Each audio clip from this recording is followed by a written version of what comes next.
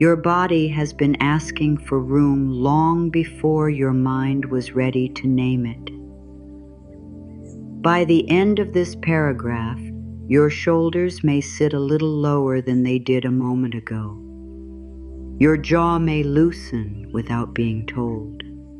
Your breath may travel farther into your chest. Nothing outside you has changed yet. No conversation has been resolved. No person has suddenly understood what you have been trying to explain. The relief comes from somewhere deeper. Some quiet part of you has recognized that you are not being asked to keep holding what has been hurting you. You do not need to make a decision right now. You do not need to send a message, end a relationship, defend a boundary, reopen a conversation, or decide what someone deserves. You do not need to prove that you are strong enough to leave or loving enough to stay. You do not need to solve the whole story while you listen. For these few moments, nothing is required except the smallest willingness to be honest with yourself. Even that honesty does not need to arrive all at once. You may still love the person you need space from. You may still miss the version of the relationship you kept hoping would return. You may still feel tenderness when you think of what they have survived, what they never received, or what they did not know how to give. You may understand their wounds very well and still feel tired from being cut by them. Both truths can live in the same heart. There is no test here. You are not being measured by how quickly you detach. You are not failing because you still check your phone. You are not confused because part of you wants silence while another part wants to hear their name appear on the screen. A human heart can ask for peace and familiarity at the same time. It can know that a door needs to close and still turn toward the sound of footsteps outside it. This is often where guilt begins.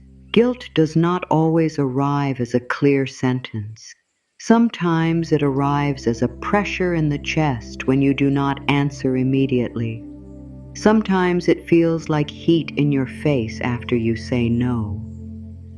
Sometimes it appears as a long explanation you never planned to give, because one simple boundary suddenly feels too sharp in your mouth.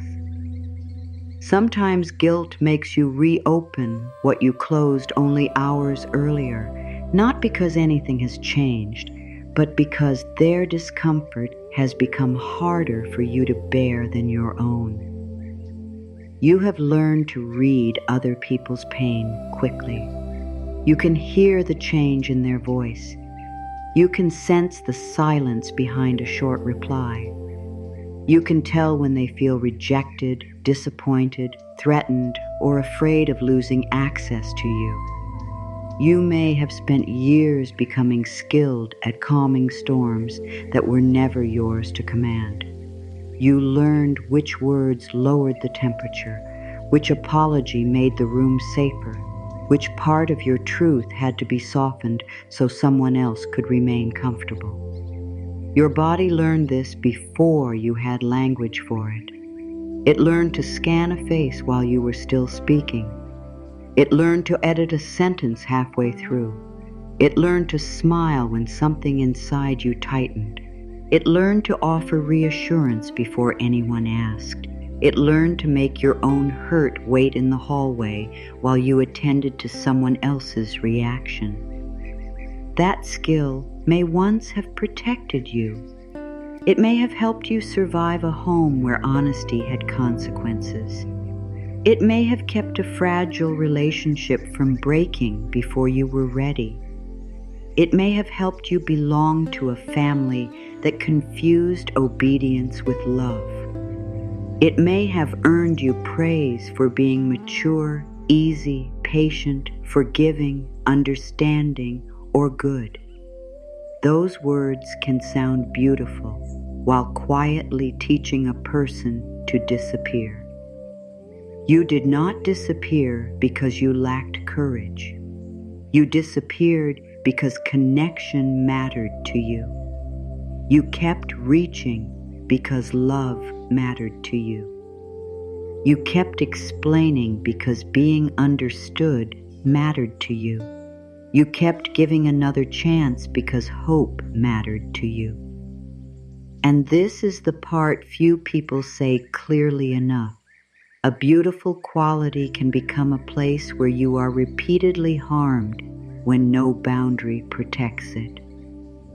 Compassion without limits becomes exhaustion. Loyalty without discernment becomes self-betrayal.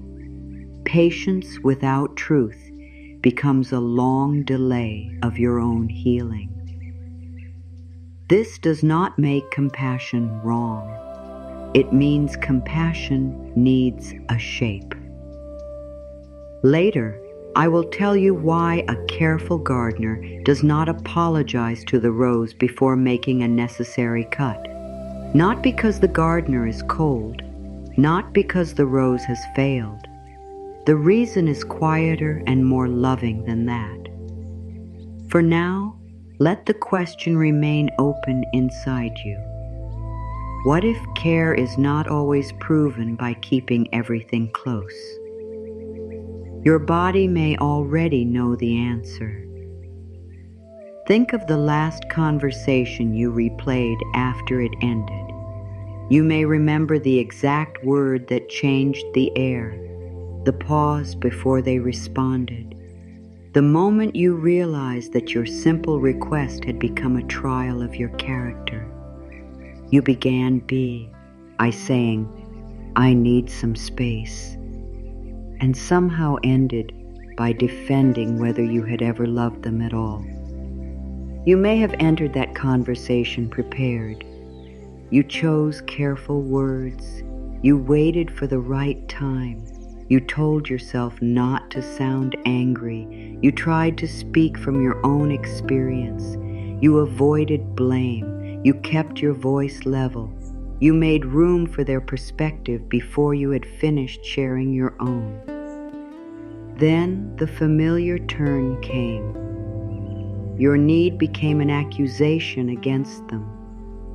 Your limit became evidence of your cruelty. Your tiredness became selfishness. Your silence became punishment.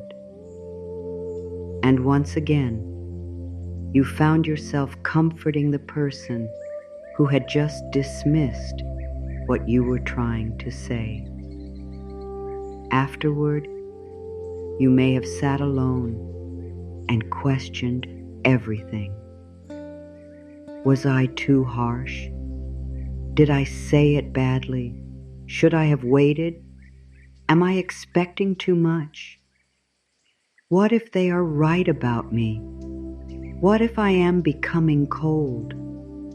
What if protecting myself means I am no longer loving? These questions can repeat for hours because they do not only belong to the present moment. They touch an older wound. Somewhere along the way, you may have learned that goodness means remaining available. Good people answer. Good people forgive quickly. Good people understand every cause behind every hurt. Good people do not make others feel abandoned. Good people stay long enough to prove that their love was real. But who taught you that love must be proven through unlimited access? Who decided that another person's fear should become the ruler of your life? Who benefited from your belief that saying no was a moral failure? You do not have to answer those questions with anger. You only need to let them reach the place where old rules have been living unquestioned. Here is another truth that may take time to settle. Someone can feel hurt by your boundary without your boundary being harmful. Their sadness does not automatically mean you have done something wrong. Their disappointment does not automatically make you unkind. Their anger does not automatically make your decision unjust. Their version of you does not automatically become the truth. This can be difficult to accept when you have spent much of your life using other people's reactions as a compass. If they were calm, you believed you were safe. If they were pleased, you believed you were good. If they withdrew, you searched yourself for the mistake. If they accused, you rushed to repair. If they cried, you abandoned your own clarity and returned to the role that made them feel secure. It is exhausting to build a life around preventing every negative feeling in everyone you love. It is also impossible. No matter how careful you become, someone may still misunderstand you. No matter how soft your words are, someone who needs constant access may hear any boundary as rejection. No matter how much history you explain, someone committed to their own story may not release it. You can spend years presenting evidence of your heart to a person who only looks for proof that you have changed. At some point, the explaining becomes another way of asking permission to protect yourself. You do not need permission. You may need support. You may need time. You may need practical help. You may need to move slowly because the relationship is complex, because children or finances are involved, because work connects you, because family traditions keep bringing you into the same room, or because leaving too quickly would place you at risk. Real life does not always offer clean exits. Boundaries are not always dramatic.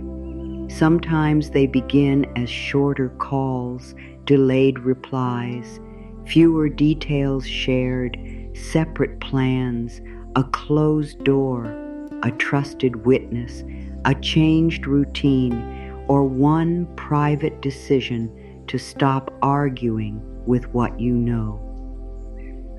Small space is still space. A quiet boundary is still a boundary. A pause is still meaningful. You may be someone who waits until you are completely exhausted before taking that pause. You give the benefit of the doubt until doubt has taken nearly everything. You tell yourself they are stressed. They did not mean it. They had a difficult childhood. They are grieving. They are overwhelmed. They are scared. They are trying. You can explain the reason behind nearly every wound. Understanding the reason, however, does not erase the effect. A thorn does not become soft because you understand how it grew. You can know why someone became defensive and still be harmed by their defense. You can recognize their fear of abandonment and still refuse to be controlled by it. You can feel compassion for their unhealed pain and still choose not to become the place where that pain is repeatedly discharged. This is not a rejection of their humanity. It is an acknowledgement of yours. There are days when you may feel clear in the morning and uncertain by evening. You may write down everything that happened, read it back, and know that the pattern is real. Then one kind message arrives, one apology, one memory, one promise that sounds sincere, one moment in which they become the person you always hoped they could be. Suddenly, the record of your pain feels less reliable than the warmth of their attention. This does not mean you imagined the pattern. It means intermittent kindness is powerful. When tenderness and hurt alternate, the heart often clings harder, not less. It waits for the return of the good moment. It believes that if it says the right thing, gives the right amount, stays calm enough, or loves deeply enough, consistency will finally appear. The rare moment of closeness becomes proof that the relationship can be saved, while the repeated wound is treated as an exception. You may have lived inside that reversal for a long time. The harm became temporary. The hope became permanent. The facts became negotiable. The promise became sacred. Your own body may have tried to interrupt this arrangement, a headache before seeing them, a tight stomach when their name appeared, a sudden need to sleep after a conversation, a racing heart while typing an ordinary response, a strange emptiness after agreeing to something you did not want. The body often speaks in sensation when the mouth has been trained to stay agreeable.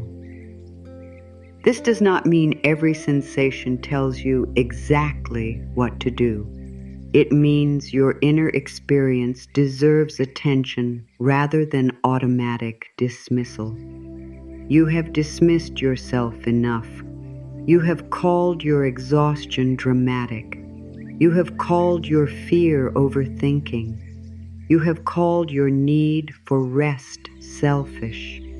You have called your wish for space avoidance. You have called your own memory unreliable because someone else did not like what you remembered. You have asked, "What is wrong with me?" when a kinder question might have been, "What keeps happening around me?"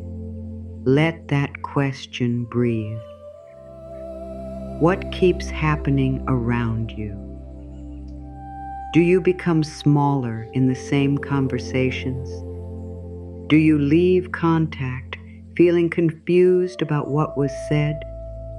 Do you share less and less because your truth is later used against you?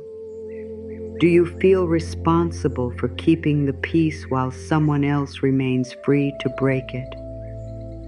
Do apologies arrive without changed behavior? Do promises appear mainly when you begin to pull away? Do you feel loved when you are easy and punished when you are clear?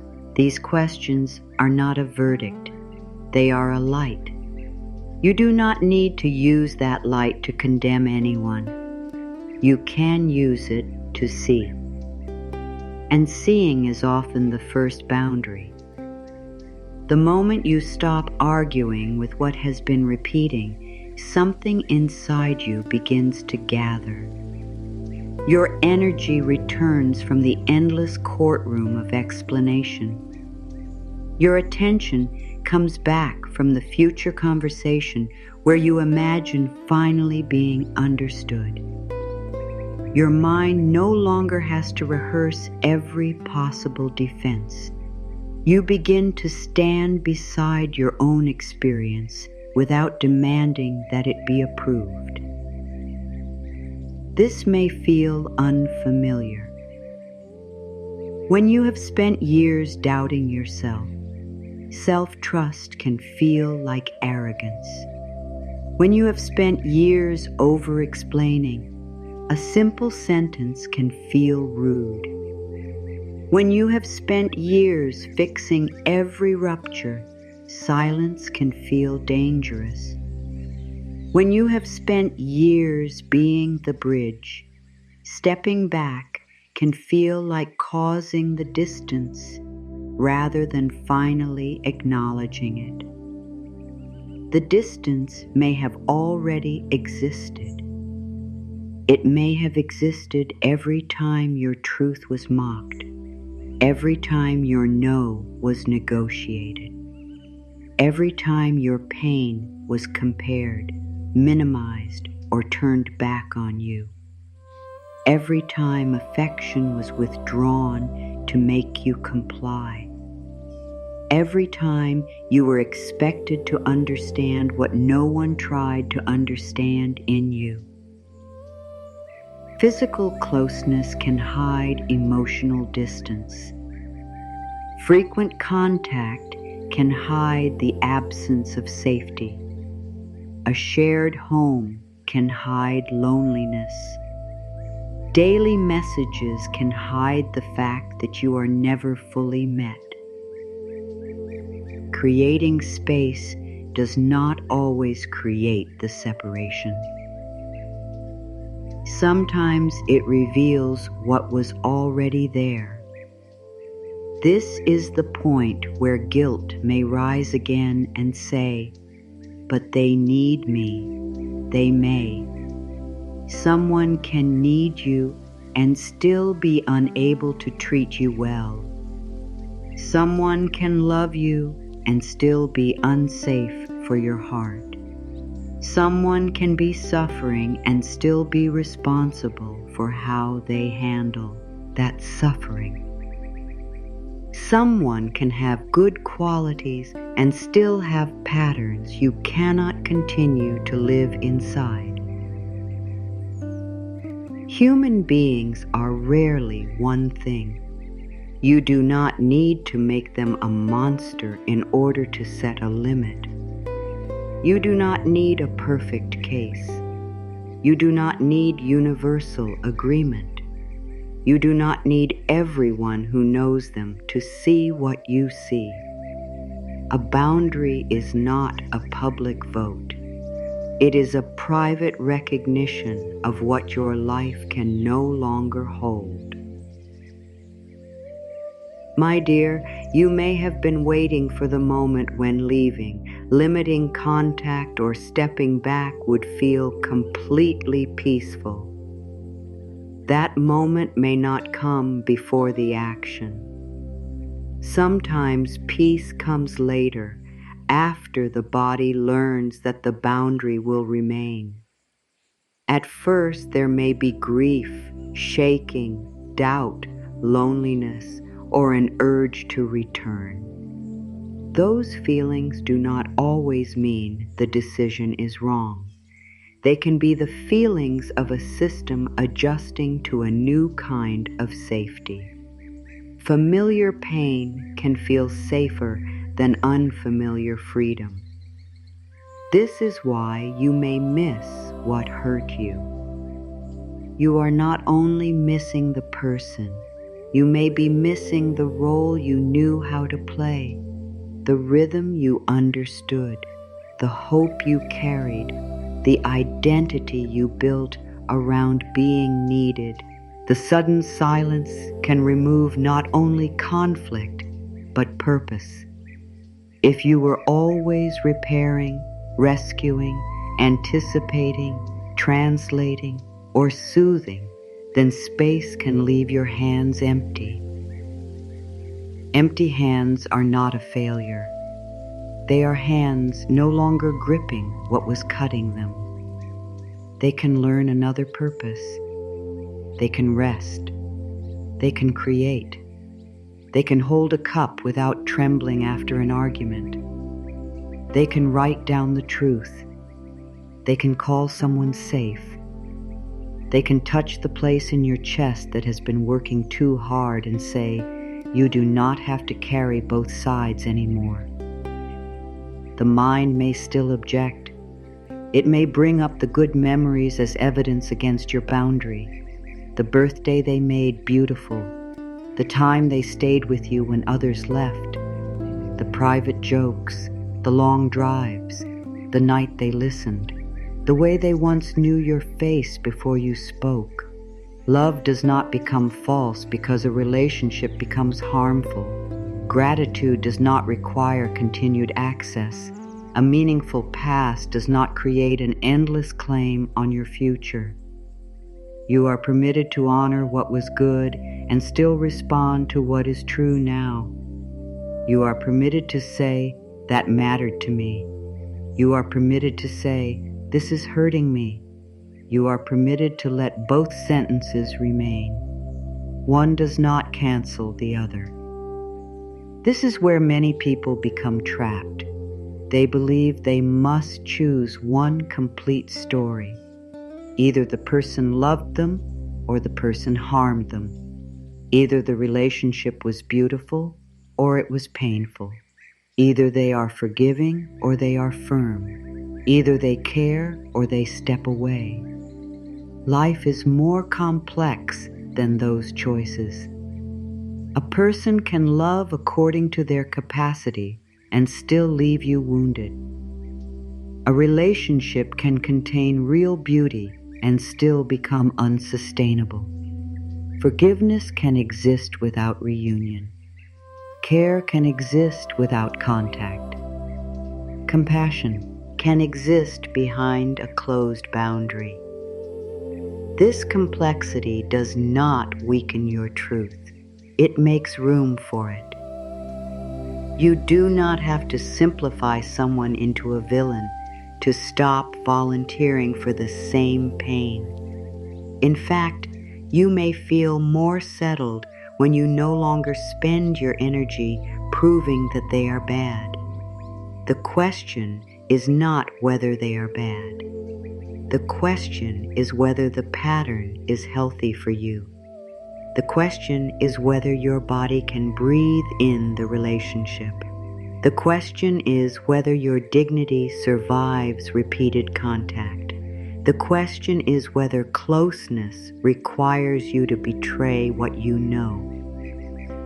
Those questions bring you back to yourself, not to selfishness, to stewardship. Your life has been placed in your care. Your time, your attention, your nervous system, your home, your sleep, your creativity, your hope, your ability to trust. These are not endless resources. They are living parts of you. When you offer them, the offering matters. When they are repeatedly drained, something sacred is being asked to function without replenishment. You would not call a cup cruel for becoming empty. You would not accuse a lamp of betrayal because it needs oil. You would not shame a door for having hinges and a lock. Yet you may shame yourself for having limits. You may speak to yourself more harshly than anyone else does. Why can't I handle this? Why am I so sensitive? Why do I need so much space? Why can't I just let it go? These questions place the entire burden inside you, as though your reaction appeared in a vacuum. Your sensitivity may not be the problem. It may be the instrument that detected what your mind kept excusing. Your exhaustion may not be weakness. It may be the bill for carrying too much for too long. Your desire for space may not be rejection. It may be wisdom arriving after many ignored invitations. There is a difference between reacting impulsively and responding to a pattern. There is a difference between using silence to punish and using space to recover. There is a difference between withholding love and ending access to repeated harm. Your intention matters. Your behavior matters. The context matters. You are capable of examining those things without abandoning your own side of the story. Ask yourself quietly, am I stepping back to control them, or am I stepping back to care for myself?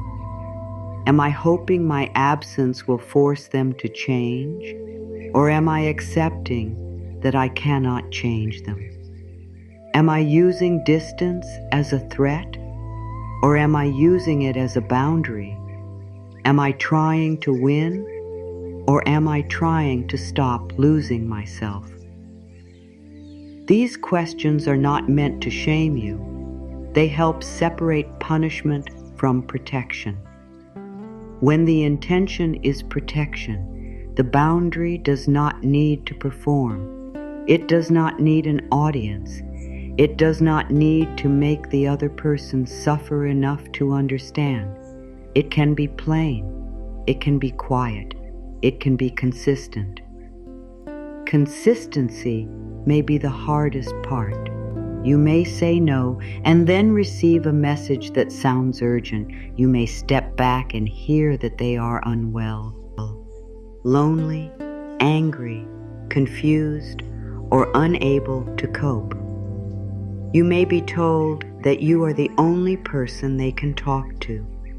You may be reminded of everything they did for you. You may be accused of changing. You may be compared to someone who left them before. The old role may call you by name. It may say, "Come back, fix this, prove you are different, prove you are kind." You can feel the pull without obeying it. You can care without returning to the same position. You can direct someone toward other support. You can ask for help from people you trust. You can pause before responding. You can decide that urgency does not erase history. You can recognize that being needed is not the same as being loved well. This is not easy work.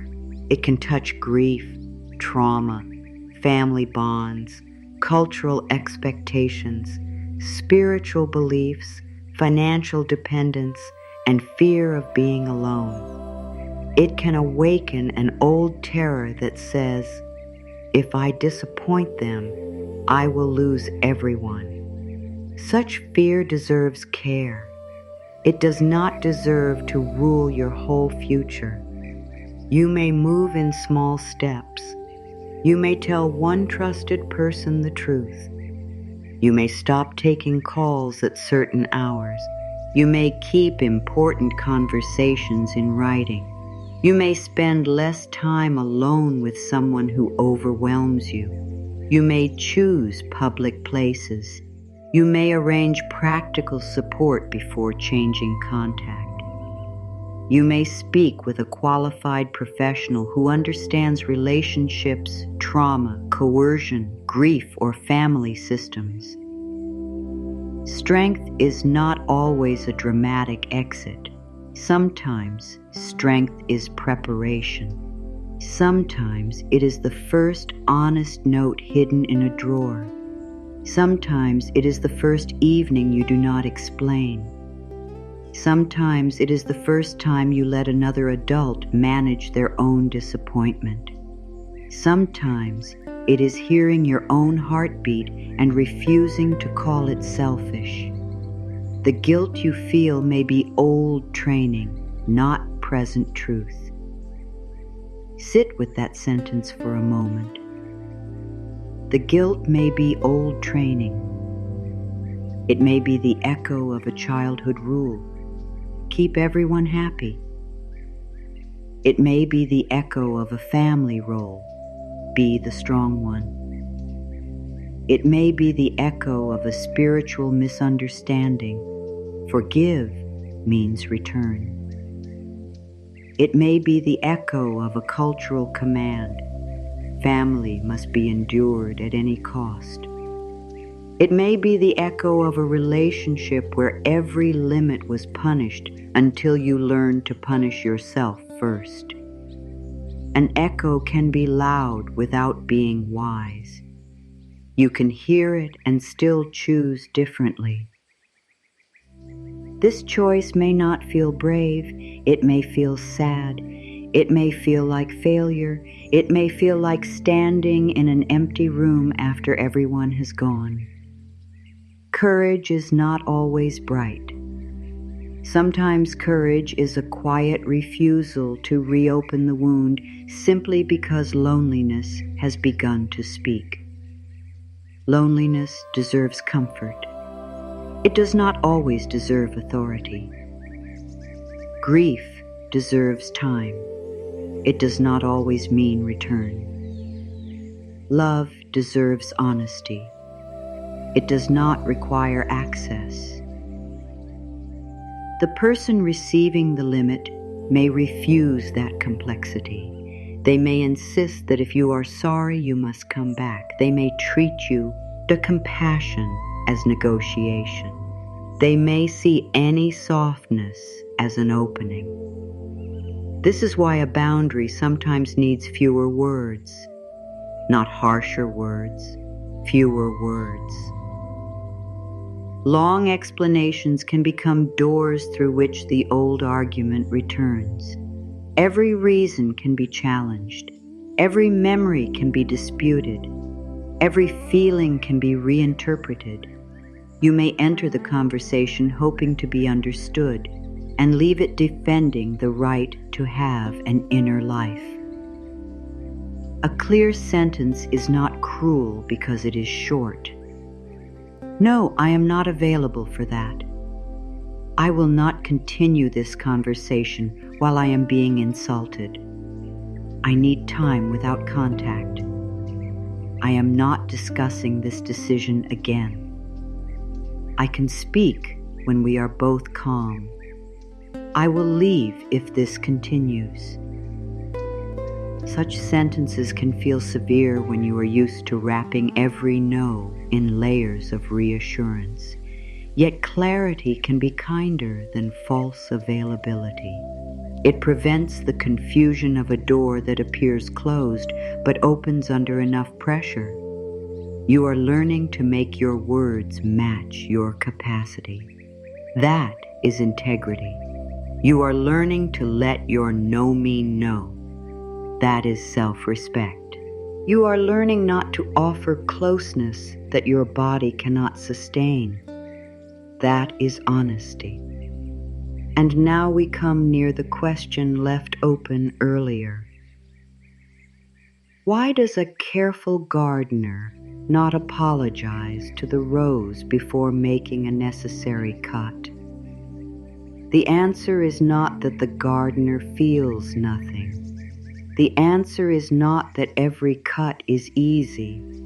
The answer is not that all removal is wise. The answer begins with attention. The gardener has been watching. The gardener has seen where the stems cross and scrape. The gardener has seen where light cannot enter. The gardener has seen which growth takes strength without giving life back. The gardener does not act from one difficult morning. The gardener responds to a pattern. And this is where the garden begins to teach what guilt could never explain. A rose bush can appear full while quietly struggling for air. From a distance, everything may look alive. Green leaves, long stems, a few blossoms holding their color. Someone passing by might see abundance and assume nothing is wrong. But the gardener comes closer. The gardener looks beneath the outer shape. Some branches have grown across one another. Some have become crowded near the center. Some carry damage that never healed cleanly. Some are spending the plant's strength without producing new life. Some lean so heavily against healthier stems that every movement opens the same small wound again. The bush is not failing because this happened. Growth does not always arrive in the right direction. Living things reach toward whatever light they can find. A stem may cross another stem because there was once no easier path. A branch may twist around itself while searching for space. What began as survival can later become restriction. This is true in relationships too. You may have developed habits that helped you stay connected when you had few choices. You became the one who called first. You became the one who apologized. You became the one who translated everyone's feelings into kinder language. You became the one who remembered birthdays, softened conflict, gave another chance, stayed late, answered quickly, and made excuses. At first, these habits may have kept love near. Over time, they may have crowded out your own voice. What once helped you survive may now keep you from breathing.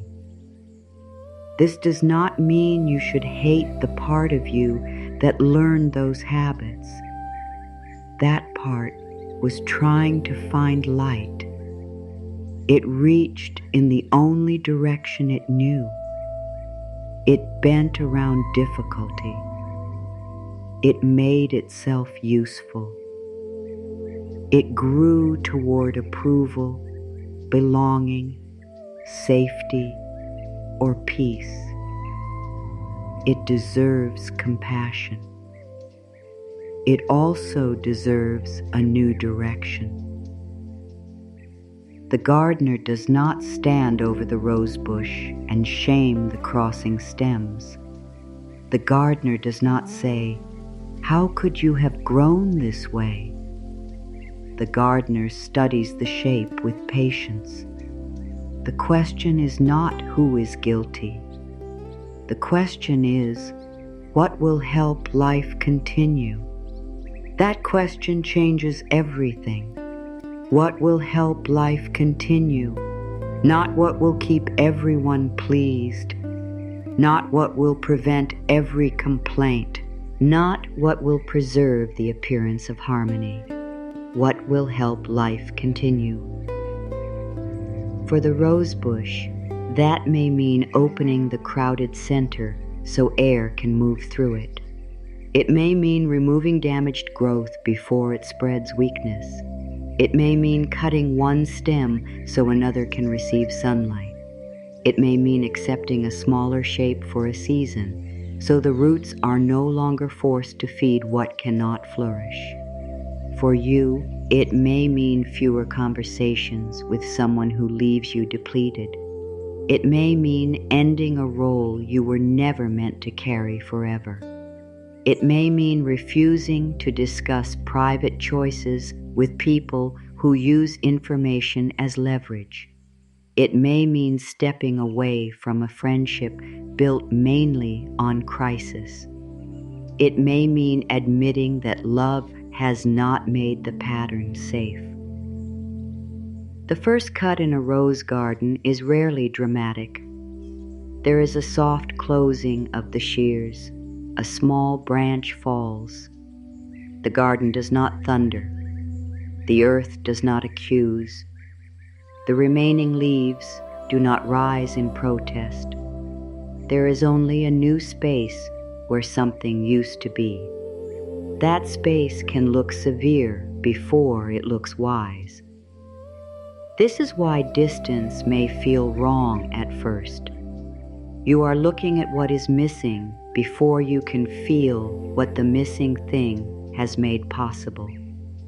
The phone is quieter. The weekend is emptier.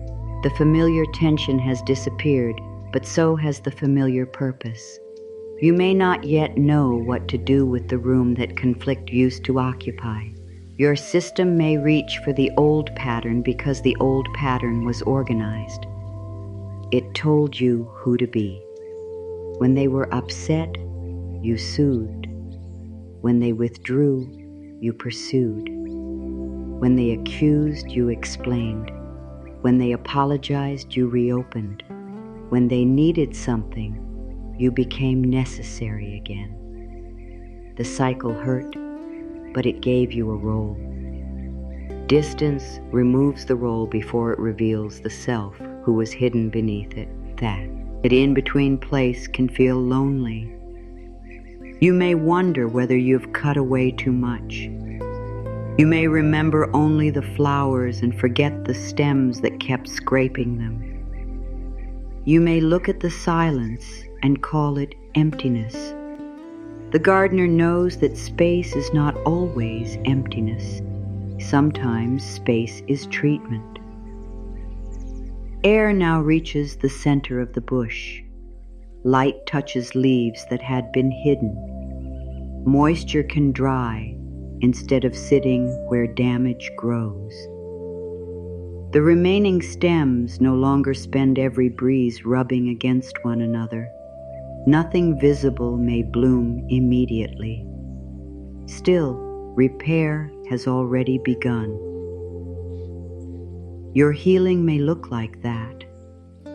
No great revelation, no sudden joy, no immediate certainty, only less pressure. A morning when you do not wake with dread, a meal you finish without checking your phone. An evening when your mind does not prepare for the next argument. A conversation with someone safe in which you do not have to prove what happened. A night when your body becomes tired in an ordinary way instead of collapsing from emotional strain. These small changes matter. Relief does not always arrive as happiness. Sometimes relief first appears as the absence of fear. You may not feel free yet. You may only realize that your stomach is no longer tight at the same hour each day. You may not feel powerful. You may only notice that you have stopped rehearsing explanations in the shower. Do not underestimate the life returning in those quiet moments. The rose bush does not announce every place where energy has changed direction. The roots continue their work beneath the soil. What was once spent feeding damaged or overcrowded growth can now move elsewhere. Your attention works the same way. Every relationship receives energy from you. It receives thought, time, emotional preparation, recovery, memory, and imagination. Even when you are not speaking to someone, you may be spending hours anticipating them. You may rewrite messages in your mind. You may picture what they will say when they learn you are serious. You may prepare for accusations that have not yet come. You may remember old tenderness and argue with your own decision. Distance in miles or messages does not always create inner distance. The person may still occupy the center of your mental garden. This is not a reason to judge yourself. The outer boundary often comes before the inner one. At first, you stop answering every call. Later, you stop explaining the silence. Later still, you stop holding imaginary conversations. Then, one day, you realize several hours passed without your mind returning to the same wound. That is a form of blooming. It is not forgetting. It is your life no longer circling the injury. You may fear that moving forward means denying what happened. You may worry that peace will make the pain seem unimportant. You may believe that staying hurt is the only way to honor how deeply something affected you. Pain does not need permanent residence in order to be believed. You can heal and still tell the truth. You can feel calm and still remember. You can stop arguing and still know what happened. You can become less available to the past without calling the past unreal.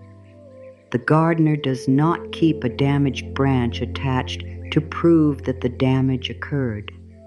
The scar on the remaining stem tells the story. The plant carries what happened without continuing to feed the broken part. You may carry scars too. They are not instructions to remain wounded. They are evidence that your life knows how to close around what hurt. There is tenderness in the moment after a branch is removed. The cut surface is exposed. The plant may be more sensitive for a time. This is why early distance can feel more painful than continued contact. The usual defenses are no longer hiding the wound. When the cycle was active, you had tasks. Respond, calm, explain, repair, prepare. Once the cycle pauses, grief rises. You may grieve what happened. You may grieve what never happened. You may grieve the person they were for a while. You may grieve the person you became around them. You may grieve the years spent hoping. You may grieve the future you imagined.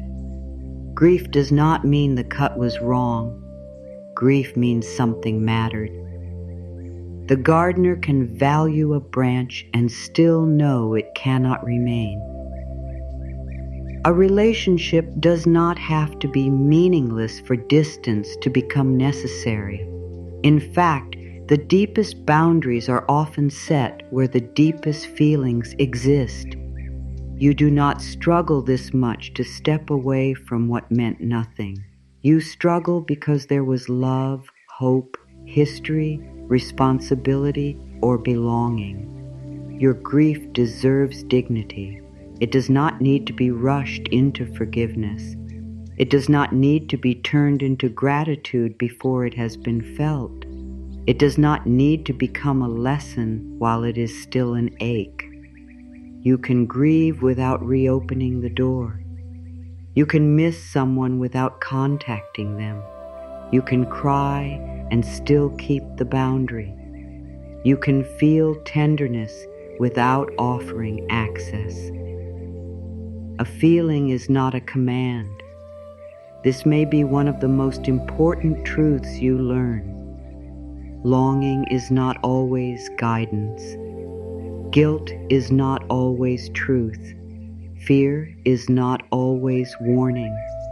Relief is not always selfishness. Sadness is not always regret. The heart sends many signals while adjusting to change. You can listen without obeying every one of them. A gardener does not reverse a careful cut because the garden looks bare the next morning. The gardener understands seasons. What is wise today may not look beautiful immediately. You may need that understanding when someone tells you that you have changed. They may be right. You have changed.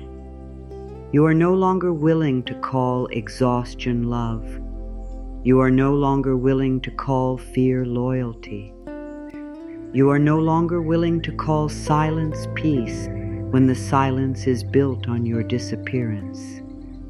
You are no longer willing to call repeated harm a misunderstanding simply because the apology so unsincere. Change is not always betrayal. Sometimes change is the return of your own life. There may be people who liked you better when you had no pruning shears.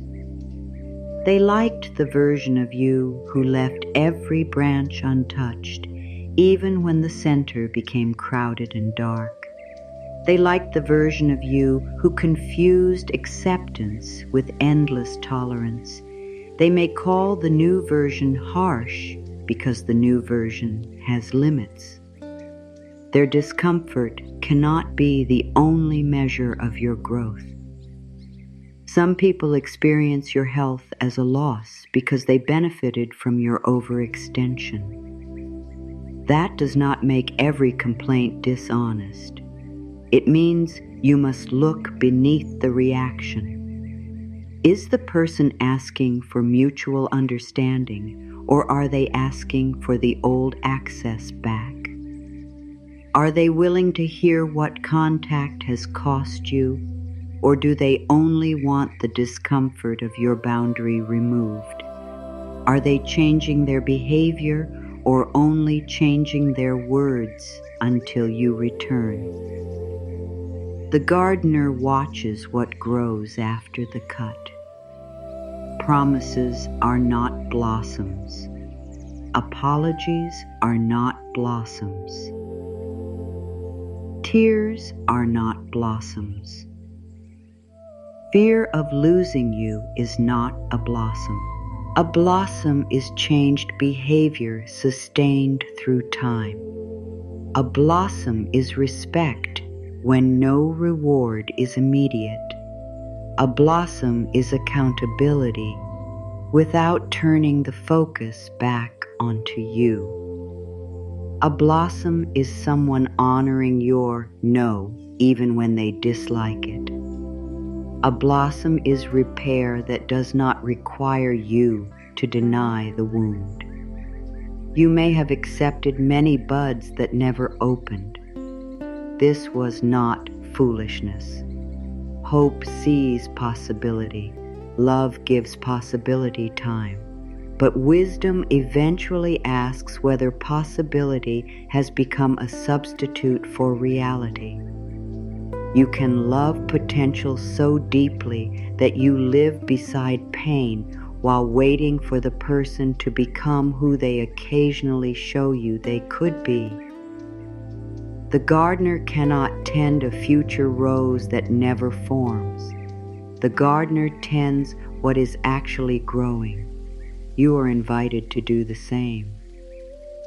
What is actually happening? Not what was promised.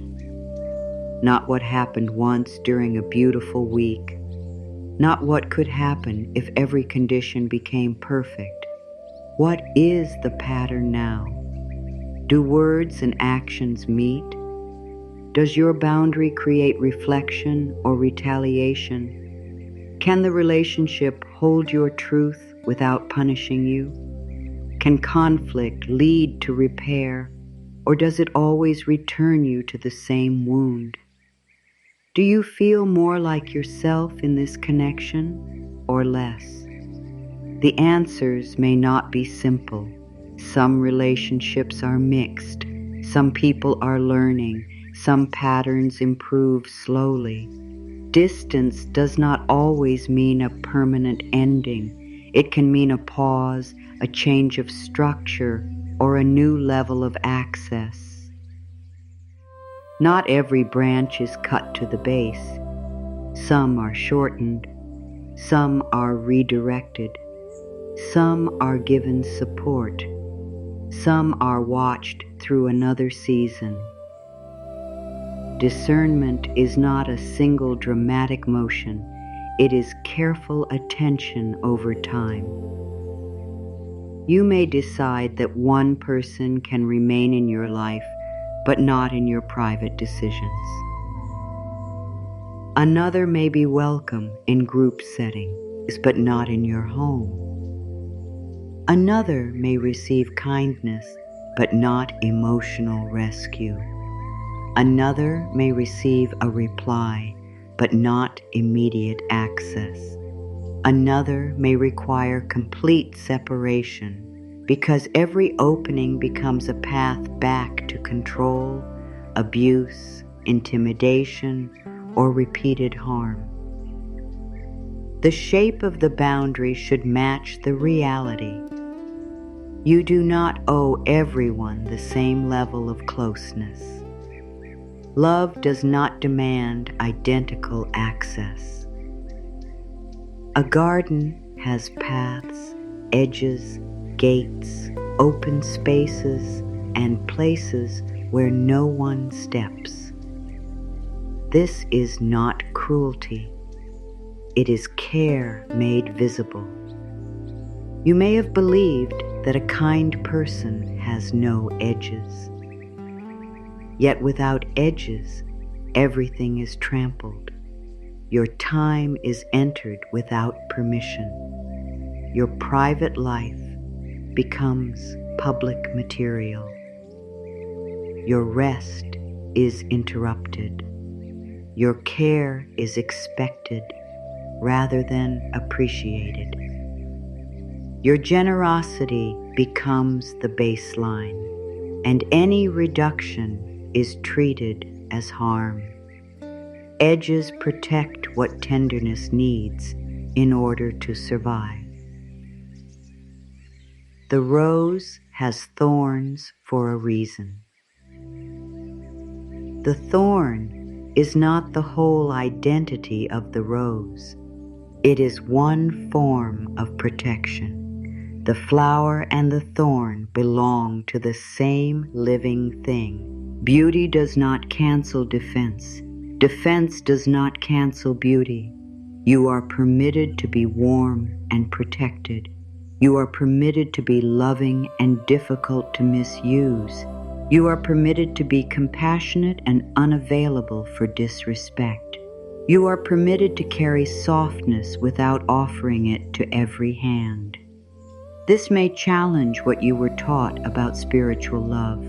You may have heard that love means keeping the heart open. That can be true, but an open heart is not an unguarded life. You can wish someone healing from a distance.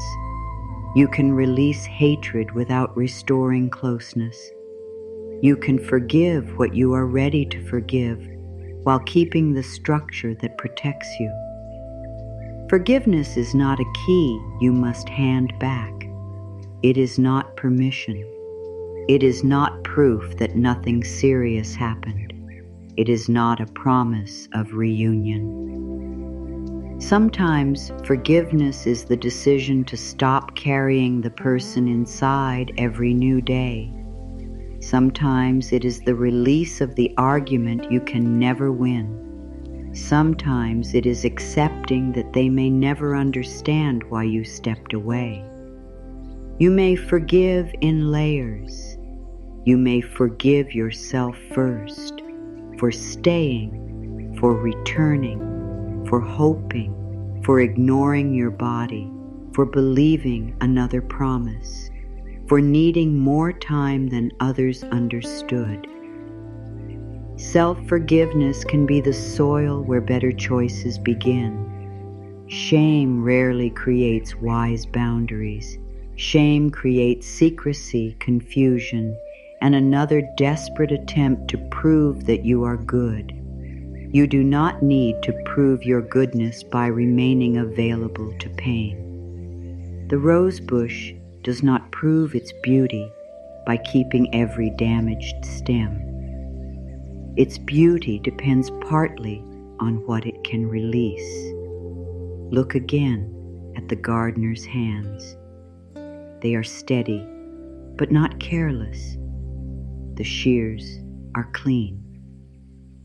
The gardener does not tear at the plant in anger. A ragged cut makes healing harder. The gardener chooses the place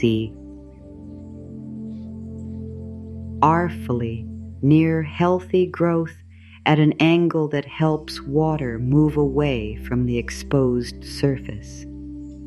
Even necessary distance can be created with care.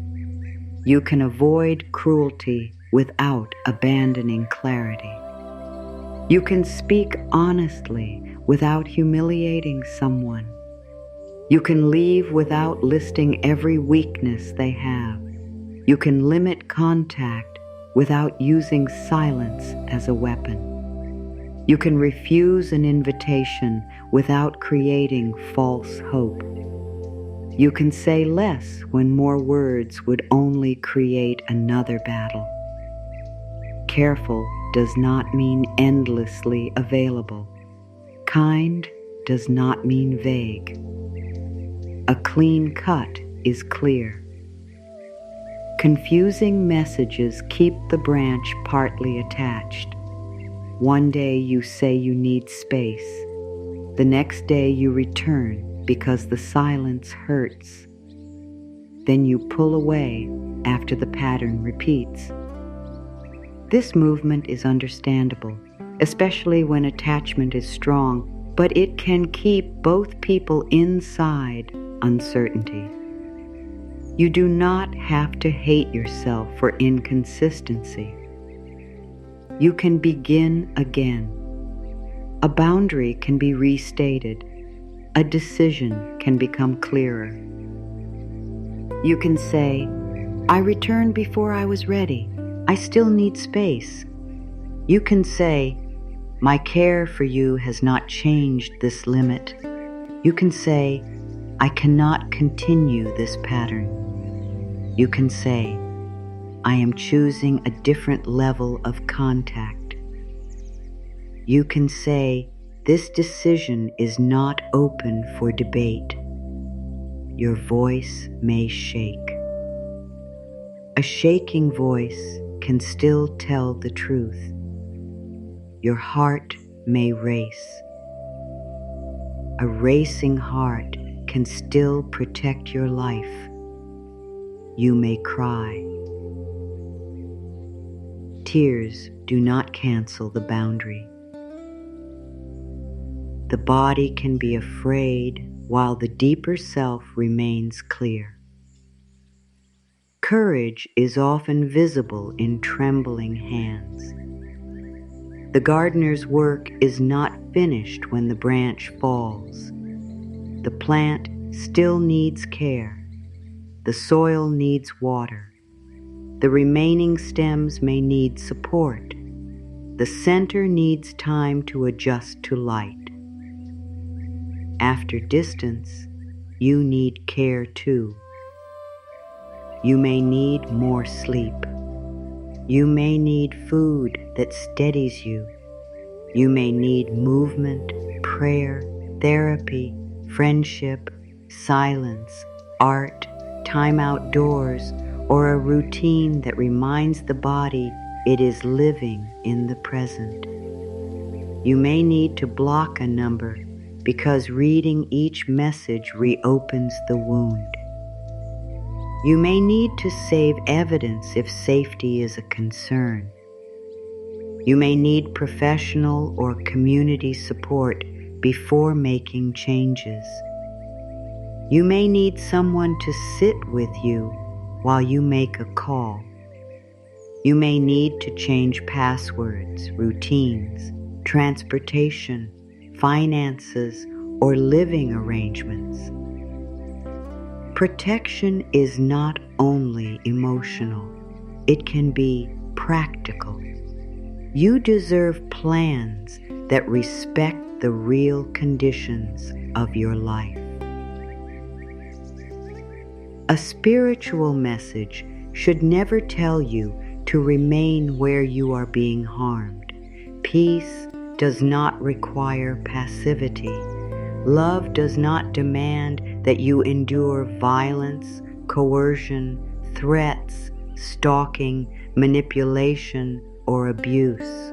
Affirmations may support your inner strength, but they do not replace qualified medical care, psychological support, legal guidance, emergency help, or a thoughtful safety plan.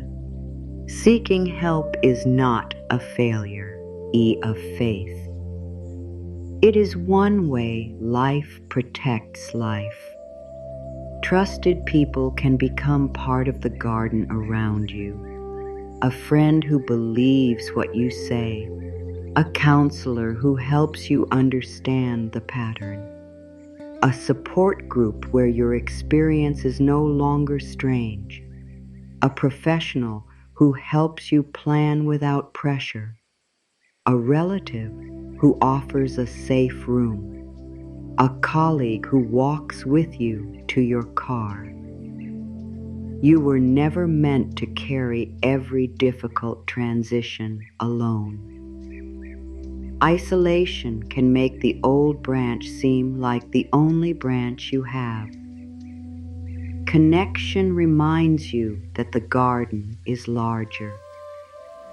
There are people who do not require you to shrink in order to stay close. There are relationships where a no does not become a war. There are conversations where repair is shared.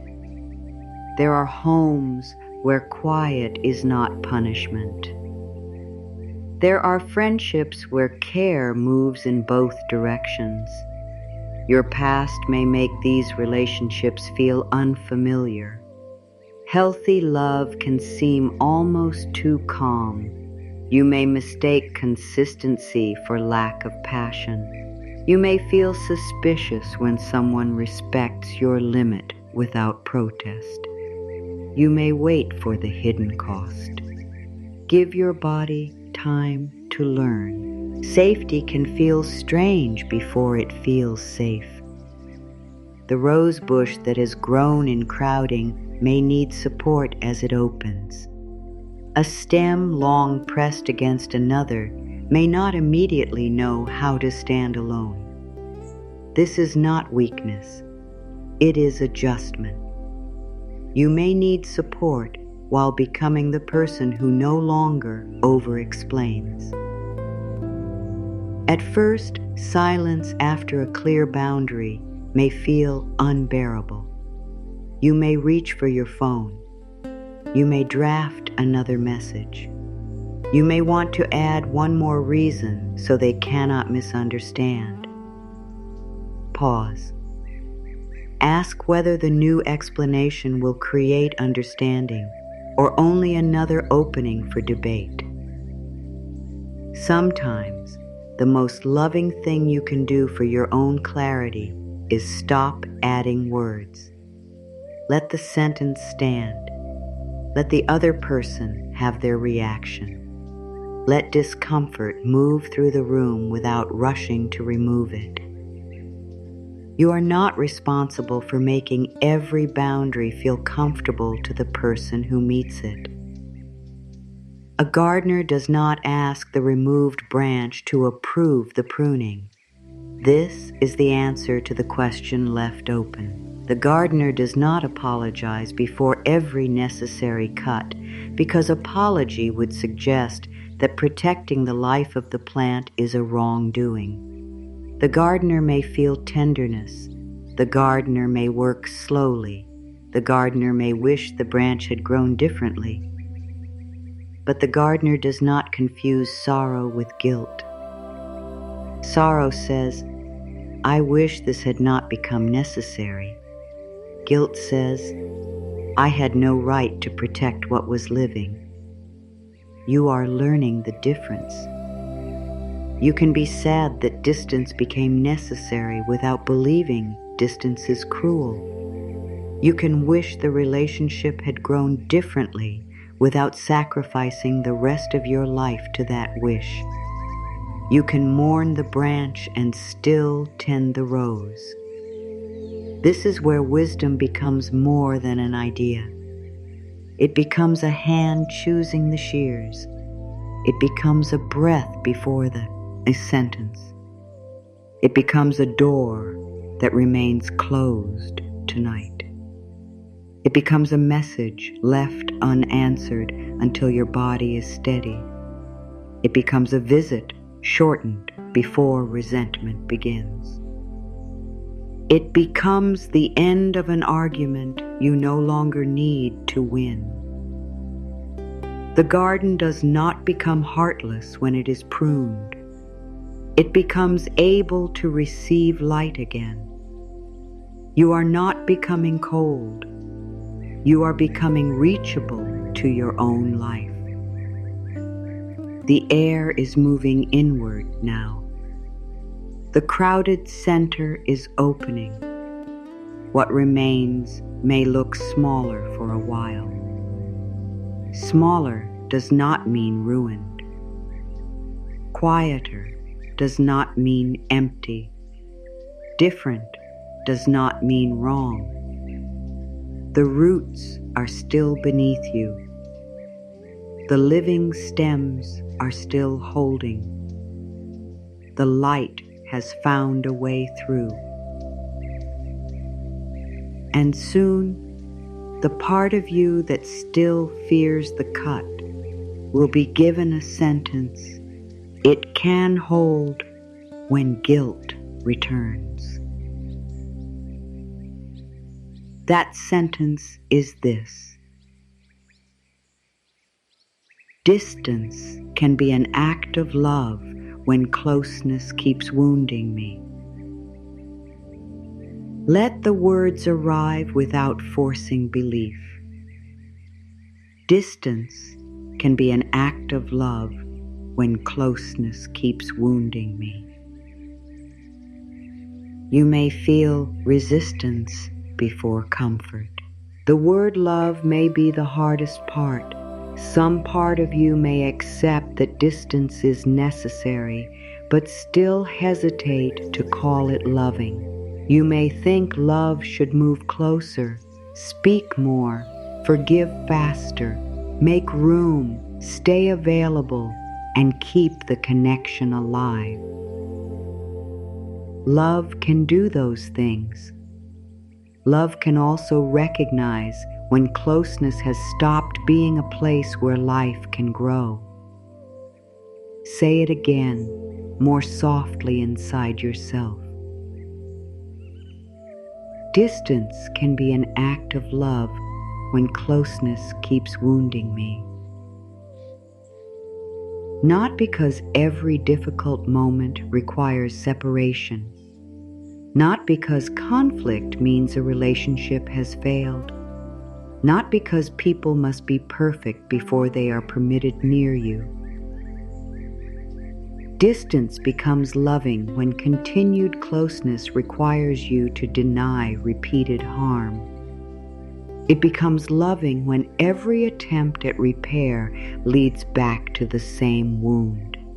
It becomes loving when staying near means living in constant vigilance, carrying another person's emotions as your duty, or abandoning your own truth to preserve the bond. The sentence does not command you to leave anyone. It gives you permission to consider that stepping back is not automatically cruel. Permission can be the first opening. You may have spent years viewing distance only through the eyes of the person who feared losing you. You imagined how they would feel. You pictured their loneliness. You heard the accusations before they were spoken. You prepared to carry their sadness. Now look through your own eyes. What has closeness felt like in your body?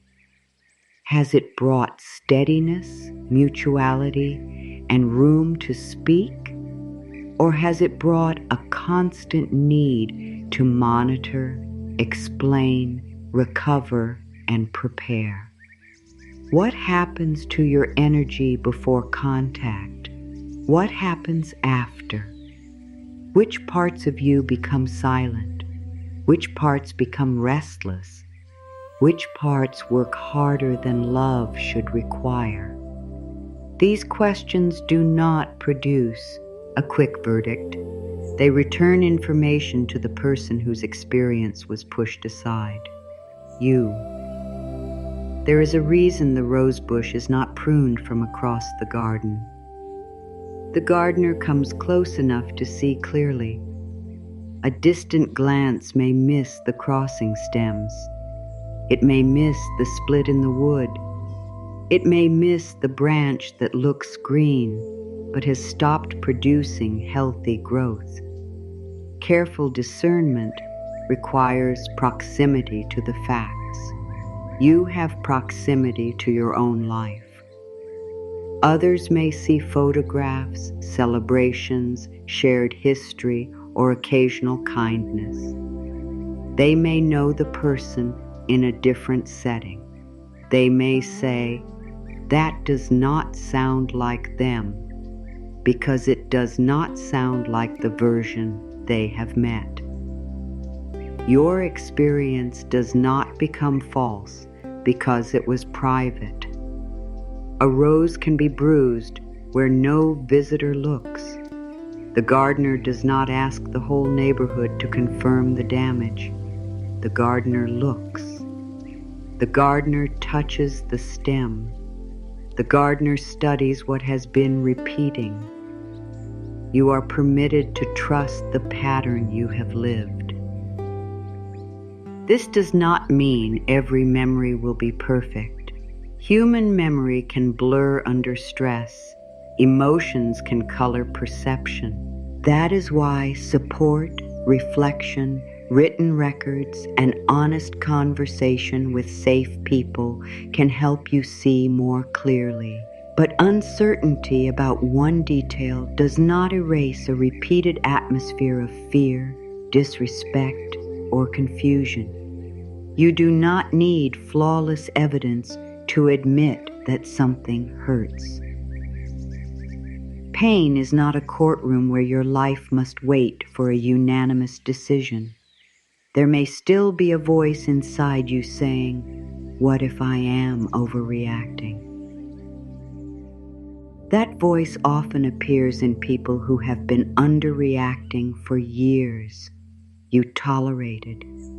You minimized. You gave context. You accepted apologies without repair. You waited for a better season. You lowered the standard. You asked for less. You told yourself that every relationship is difficult.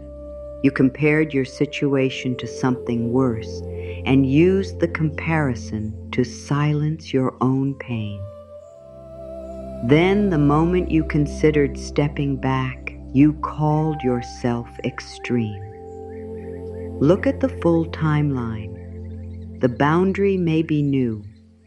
The pattern is not. The shears may close in one moment, but the gardener has been observing for a long time. You have been observing too, even when you did not trust what you saw. You saw how affection changed when you disagreed. You saw how quickly private information became a weapon. You saw how your needs were welcomed in theory and resented in practice. You saw how the person promised change during moments of loss, then returned to the same behavior when access was restored. You saw yourself becoming more anxious, more guarded, more tired, and less recognizable.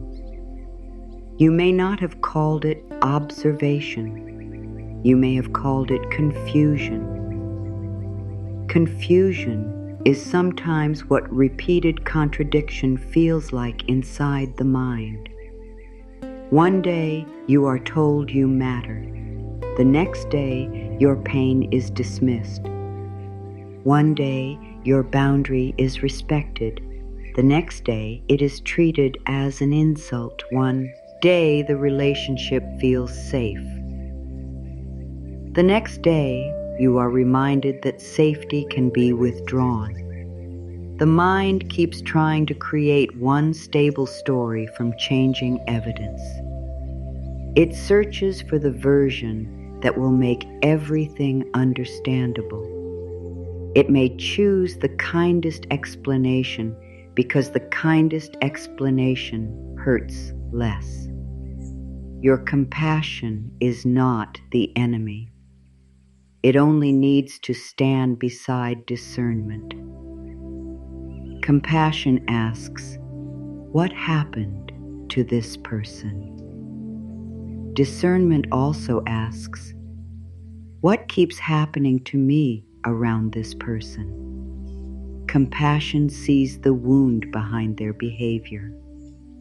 Discernment sees the wound their behavior leaves in you. Compassion can wish them healing. Discernment can decide you cannot be the place where that healing is practiced through repeated harm. Both belong in mature love. The rose bush does not thrive through sentiment alone. The gardener may cherish every bloom, but cherishing does not replace tending.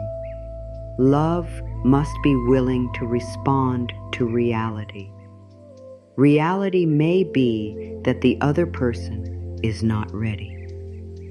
Reality may be that they do not believe anything is wrong. Reality may be that they understand the effect and continue anyway. Reality may be that they care but lack the capacity to create safety. Reality may be that you have both become trapped in roles that no longer support either life.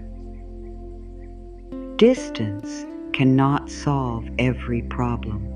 It can stop feeding some of them. When two stems keep scraping each other, space can prevent the wound from reopening. That space may create the possibility of reflection, treatment, accountability, or change. It may also reveal that change is not coming. Either result gives information. You are not required to use distance as a hidden strategy to make someone transform. That burden will keep your attention fixed on them. You may say, "I am stepping back," while secretly watching for the apology, the breakthrough, the proof that your absence has finally taught them your value. Then every day without change becomes another rejection. Distance used as a test keeps the cord tight. Distance used as care releases the outcome. You cannot control what grows in another person's garden. You can tend the life placed in your care. This is where the core affirmation becomes more than a comforting line. Distance can be an act of love when closeness keeps wounding me. It can be love for yourself. It can be love for the truth. It can be love for the part of the relationship that should not be dragged through another cycle of injury and false repair. It can even be love for the other person, because refusing to continue an unhealthy pattern stops rewarding behavior that harms both of you. Love does not always say yes. A yes spoken against your own truth eventually becomes resentment, collapse, or dishonesty. A clear no can contain more integrity than a frightened yes. This does not mean the other person will experience your no as loving. Boundaries are not measured only by whether they feel good to everyone involved. A medical treatment may be uncomfortable while still protecting life. A pruned branch does not interpret the gardener's intention.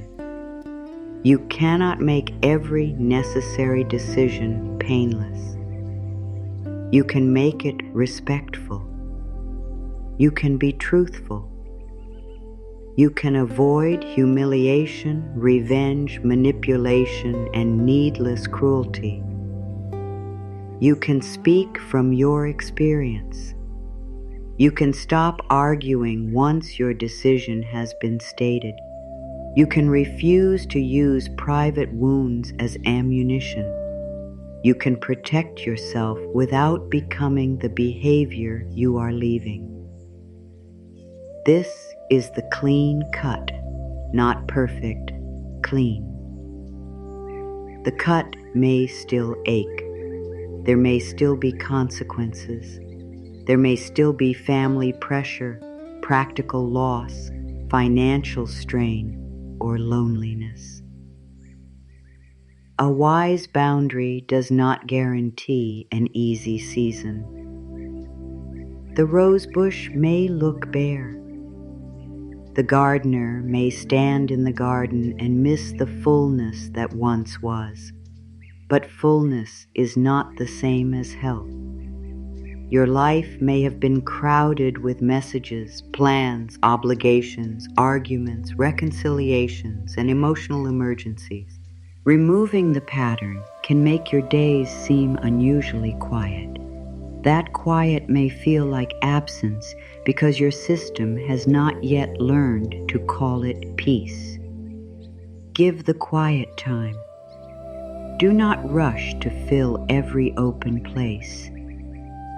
The garden needs room before it knows what to grow there. You may discover interests that were buried beneath constant crisis. You may remember how you like to spend an afternoon. You may hear your own thoughts without preparing to defend them. You may reconnect with people who never demanded that you prove your loyalty through exhaustion. At first, these ordinary freedoms may feel almost too small to matter. They matter. A life is rebuilt through ordinary safety, a meal without interruption, a walk without checking the screen, a decision made without fear of someone's reaction, a laugh that does not have to be explained, a night of sleep that belongs to your own body, a morning in which your first thought is not another person's mood. These are buds, not the full bloom. Buds. There will be one particular bud in the final stretch of this journey that changes the meaning of the whole garden. It does not appear on the branch that was removed. It appears beside the healed place, where the plant once looked most exposed. For now, let the image remain unfinished. You are still learning how the cut heals. Healing does not mean you never question yourself. You may have strong days and tender ones. On a strong day, the boundary feels obvious. On a tender day, one song, scent, place, or memory may return you to longing. You may forget the pattern and remember only the person's face when they were kind. Memory often edits pain when loneliness is present.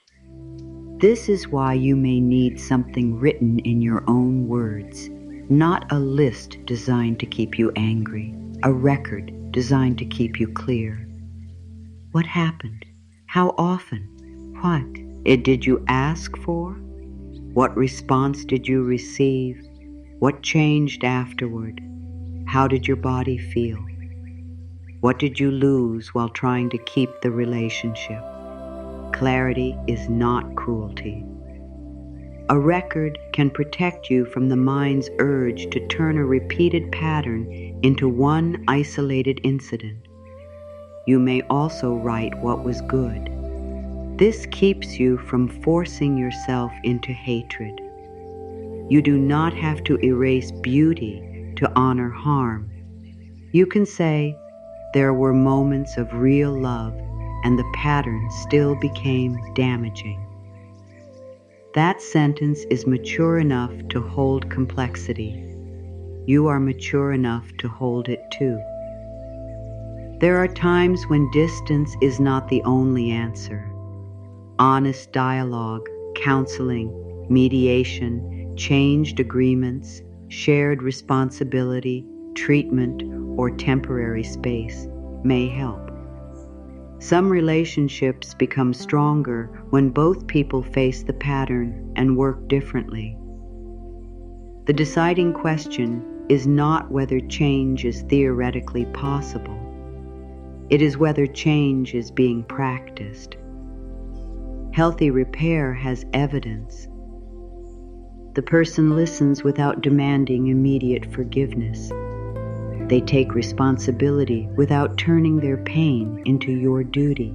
They seek support rather than making you their only support. They respect the boundary while working on themselves. They do not pressure you to return before trust has had time to rebuild. They accept that regret does not erase consequence.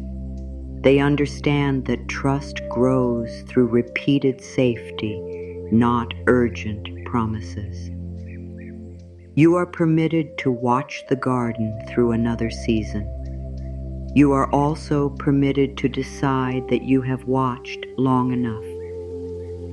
No universal rule can make that decision for you. Affirmations can support your self-trust, but they should never be used to pressure you into a choice that ignores danger, practical reality, or your own pace. Words of healing do not replace medical care, psychological support, legal advice, financial planning, emergency services, or help from qualified professionals. If you are facing abuse, threats, coercion, stalking, violence, or serious control, your safety matters more than preserving appearances. A carefully planned exit, confidential support, and help from trusted people or trained professionals may be necessary. You do not have to announce every step to the person who may interfere with your safety. Privacy can be protection. Preparation can be wisdom. Seeking help can be an act of courage. Spiritual language should never be used to keep you where harm continues. You do not have to become more positive in order to tolerate mistreatment. You do not have to forgive on a schedule. You do not have to search your thoughts for the reason another person chose to harm you. You did not create another person's abusive behavior through imperfect thinking. You are not responsible for healing someone by enduring them. Peace is not proven by how much pain you can accept without protest. Peace includes the right to move towards safety. Boundaries are part of love because love includes truth. Love without truth becomes performance. Truth without care can become cruelty. You are learning to hold both. You can say, I care about you and I cannot continue this. You can say, I hope you find support and I cannot be that support in the way you are asking. You can say, I believe you are hurting and I will not accept being harmed. You can say, I do not hate you and I need distance. You can say, my decision is not a punishment. You can say, my decision remains. The final sentence may be the one that requires the most strength. My decision remains. Not because you are rigid, because a boundary that disappears whenever guilt arrives is not yet protecting you. Guilt may visit. Let it visit without handing it the shears. Fear may visit. Let it speak without giving it the whole garden. Longing may visit. Let it sit beside you without turning it into an instruction. You do not need to fight every feeling. Fighting can make feelings louder. You can give them names. This is grief. This is old training. This is loneliness. This is fear of being misunderstood. This is the wish that things had been different. Naming creates space between the feeling and the action. In that space, choice returns. You can choose not to send the message. You can choose to call someone safe first. You can choose to sleep before deciding. You can choose to read your own record. You can choose to remember that urgency is not always truth. You can choose to repeat the sentence. Distance can be an act of love when closeness keeps wounding me. If you cannot believe that yet, say only, I am willing to believe that protecting my peace does not make me cruel. Willingness is enough. You do not have to stand in complete certainty. You do not have to feel brave. You do not have to stop missing them. You only need a small opening through which a kinder truth can enter. I am willing to believe that protecting my peace does not make me cruel. The words may feel unfamiliar. Let them be unfamiliar. New beliefs often feel less natural than old pain. What feels natural is not always what is healthy. It may only be what has been repeated. You may be deeply practiced in self-doubt. You may be practiced in returning.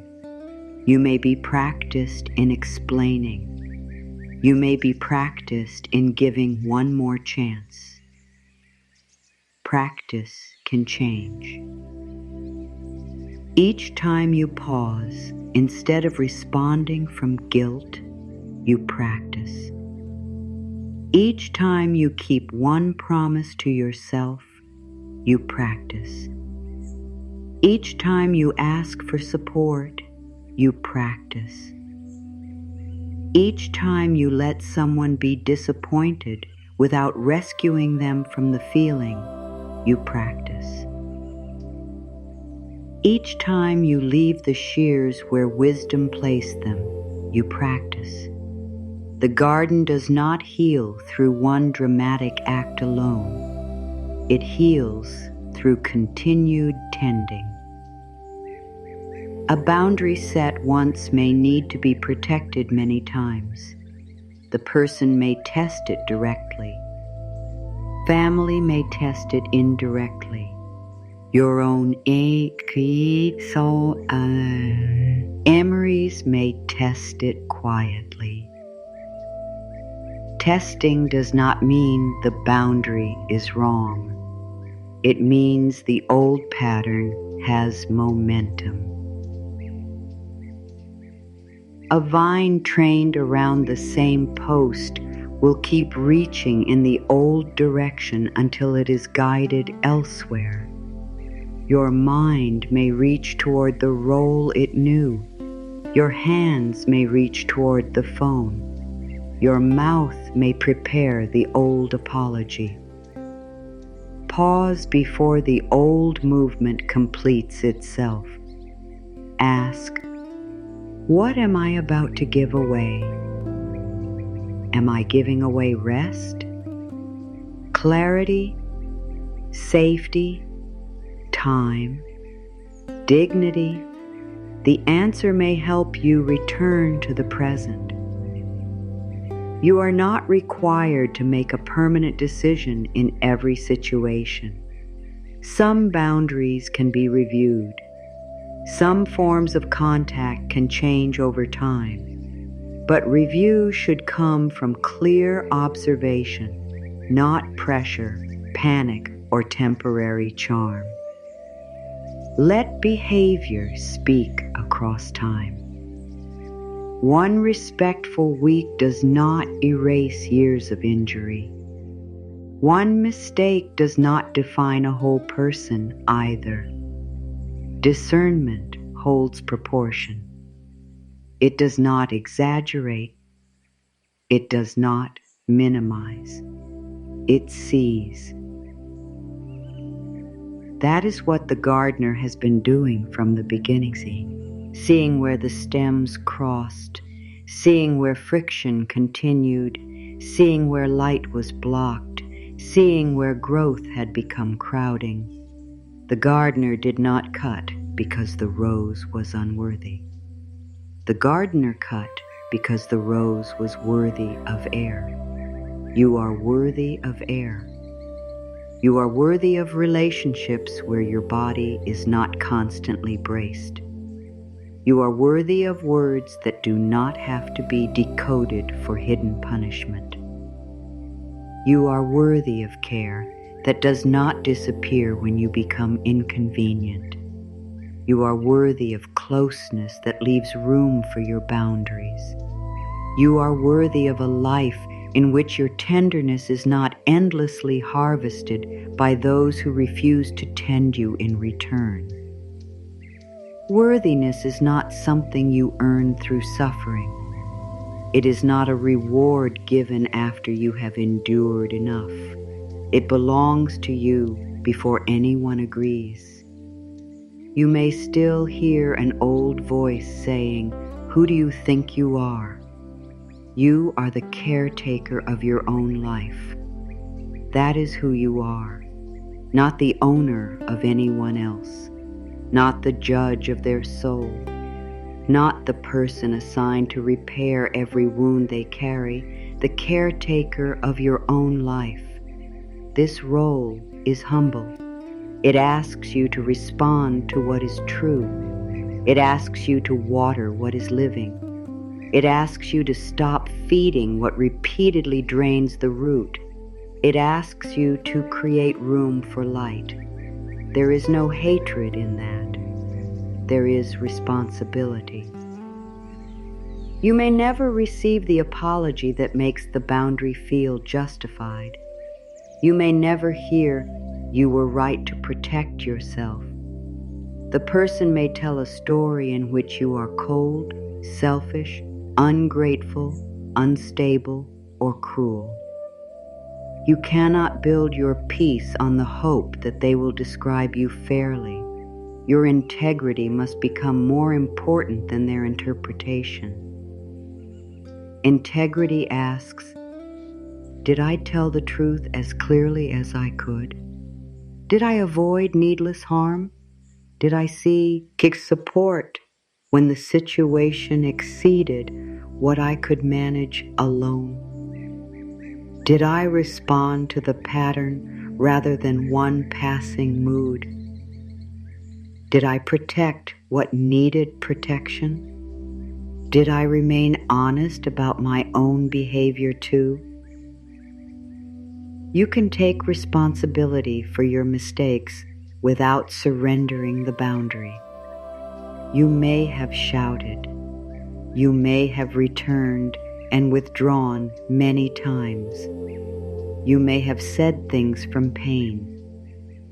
You may have used silence in ways that were not clean. You can apologize for those actions without apologizing for needing safety. I regret how I communicated is not the same as my boundary was wrong. I wish I had acted sooner is not the same as I should go back. I have things to learn is not the same as I must keep accepting this. Accountability and self-protection can stand together. This keeps the garden honest. The gardener checks the tools. The gardener examines each cut. The gardener learns. Wisdom is not pretending you have never caused pain. Wisdom is refusing to use your imperfection as proof that you deserve continued harm. No one must be perfect to have boundaries. No one must win the moral argument before stepping away. You are permitted to act while still learning. You are permitted to protect yourself while still grieving. You are permitted to change your mind about what closeness costs. The rose bush is quieter after pruning. The remaining stems hold still in the new space. Sunlight reaches a place it could not reach before. At first, the exposed cut looks like an ending. Nothing beside it has opened yet. Nothing proves what the gardener knows. The garden asks for trust without immediate reward. This may be the season you are in. The cut has been made, or perhaps only considered. The space feels unfamiliar. The bloom is not visible. You are being asked to tend what remains before you know exactly what will emerge. This is not blind trust. It is trust grounded in the evidence that crowding was harming you. You know what the old pattern produced. You are creating conditions for something else. A different life may begin with less contact, less explaining, less urgency, less emotional labor, less access for those who misuse it. From that less, more can grow, more breath, more sleep, more clarity, more self-respect, more room for relationships that meet you with steadiness, more access to your own thoughts. The garden does not bloom because it kept everything. It blooms because it learned what to release and what to tend. Soon you will speak a vow built from that wisdom, not a vow made in anger, not a vow that promises never to hurt again, not a vow that turns your heart to stone. A gardener's vow. A promise to protect light without despising what had to be cut. Before that vow arrives, hold the fallback line once more. I am willing to believe that protecting my peace does not make me cruel. You do not have to believe more than that today. Willingness is a small opening. Light enters through small openings. The center of the rose bush is no longer sealed by crossing growth. Air is moving through. The healing place is still visible, and beside that place, though you cannot see it fully yet, life has begun preparing the first new bud. Not by restoring the branch that was removed, not by pretending the cut never happened. The new growth begins because light can finally reach the place that had been crowded. This is the promise hidden inside wise distance. You are not creating emptiness for the sake of emptiness. You are creating conditions in which something healthier can exist. You may not yet know what that something is. It may be a steadier relationship with yourself. It may be a friendship that does not require constant repair. It may be a return to your own work, your own rest, your own laughter, or your own sense of direction. The gardener does not demand to know every future blossom before tending the present stem. The gardener works with what is here. Here is the living branch. Here is the healing cut. Here is the sunlight. Here is the soil. Here is today. you can do the same. You do not need a complete picture of your future before protecting your peace. You do not need to know whether you will always feel this way. You do not need certainty about every relationship that comes next. You only need enough truth to care for what is living now. What is living now may be tired. It may be frightened. It may be relieved and ashamed of the relief. It may still be listening for footsteps from the old path. It may not yet trust the quiet. Care for that part without demanding that it bloom immediately. A newly pruned rosebush does not need to perform beauty for the gardener. It needs steadiness, water, air, time, protection from rough handling, a season in which healing is not interrupted by the same friction. You deserve that kind of season. You deserve days in which no one asks you to justify the boundary again. You deserve conversations that are not secretly trials. You deserve to wake without preparing a defense. You deserve to let your own life become more important than managing another person's reaction to it. This does not make you selfish. It makes you responsible for the garden you have been given. And now, from that responsibility, you can make a promise. Not a promise to become hard. Not a promise to cut everyone away. Not a promise that you will never return, forgive, reconsider, or love again. A vow is not a wall around the heart. It is a direction for your care. Let these words settle slowly. I prune what steals the light, and I tend what is ready to bloom in peace. Say it once inside yourself. I prune what steals the light, and I tend what is ready to bloom in peace. The vow contains two movements. One is release, one is care. You are not only removing, you are tending. You are not only saying no, you are choosing what receives your yes. The first half protects the garden. The second half gives the garden a future. This matters because boundaries can become another form of fear if they are built only around avoidance. You are not stepping back merely to create absence. You are stepping back so your energy can return to what is worthy of it. Your body, your work, your creativity, your rest, your children, if you have them, your friendships, your faith, your healing, your own unfinished dreams. The parts of you that have been waiting while one difficult relationship consumed the center. Every no protects a possible yes.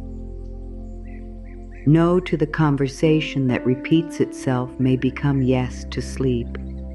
No to the emergency that is not yours may become yes to a quiet meal. No to the demand for another explanation may become yes to your own clarity. No to closeness without safety may become yes to love that does not require self-erasure. This is why the vow is not bitter. It is generous. It gives life somewhere to go. I prune what steals the light, and I tend what is ready to bloom in peace. You may not know yet what is ready to bloom. Begin with what feels small. Perhaps you want to read again. Perhaps you want to cook without interruption. Perhaps you want to call a friend you stopped seeing because your energy was always occupied elsewhere. Perhaps you want to sit in your home without the feeling that you should be solving someone's crisis. Perhaps you want to remember what your own preferences are. What music do you choose when no one else is deciding? How do you spend an hour that belongs only to you? What makes you laugh when you are not performing happiness? What do you want when no one is waiting to approve or reject the answer? These questions are not trivial.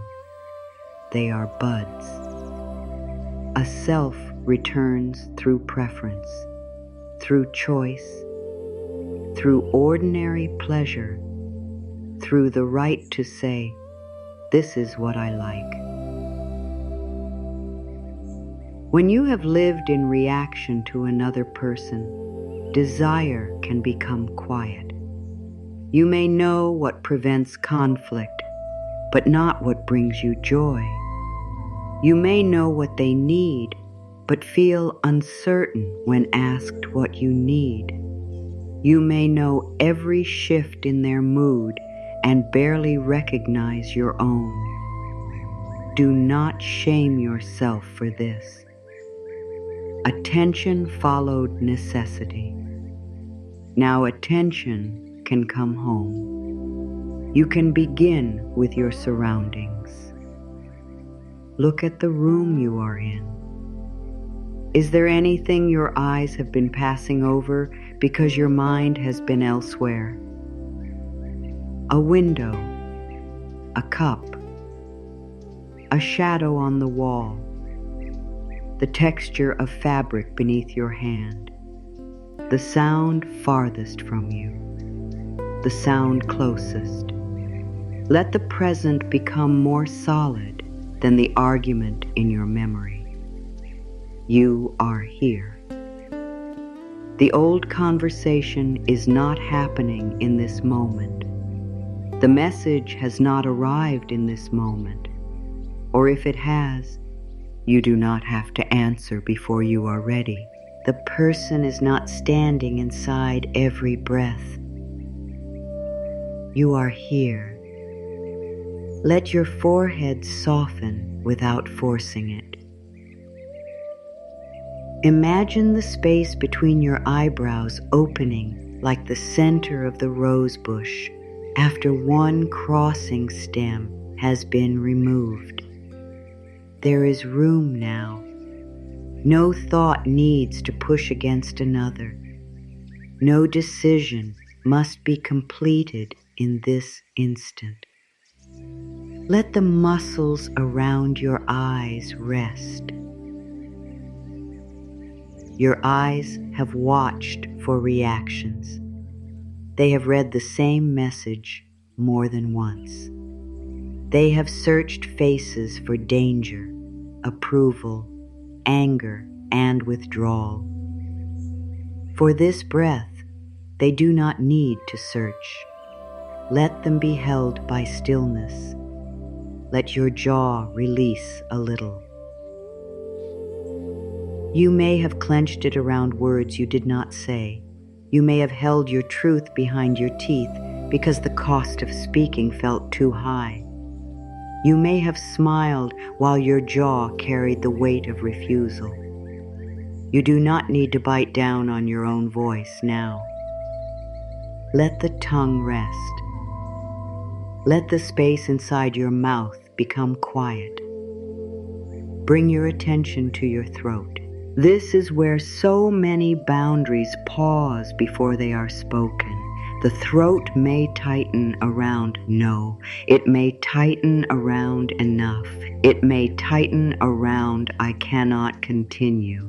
You do not need to push the words out now. Only make room for the possibility that your voice belongs to you. A clear voice can be soft. A soft voice can remain firm. Let the throat have space. Move your attention to your shoulders. They may have been carrying more than tasks.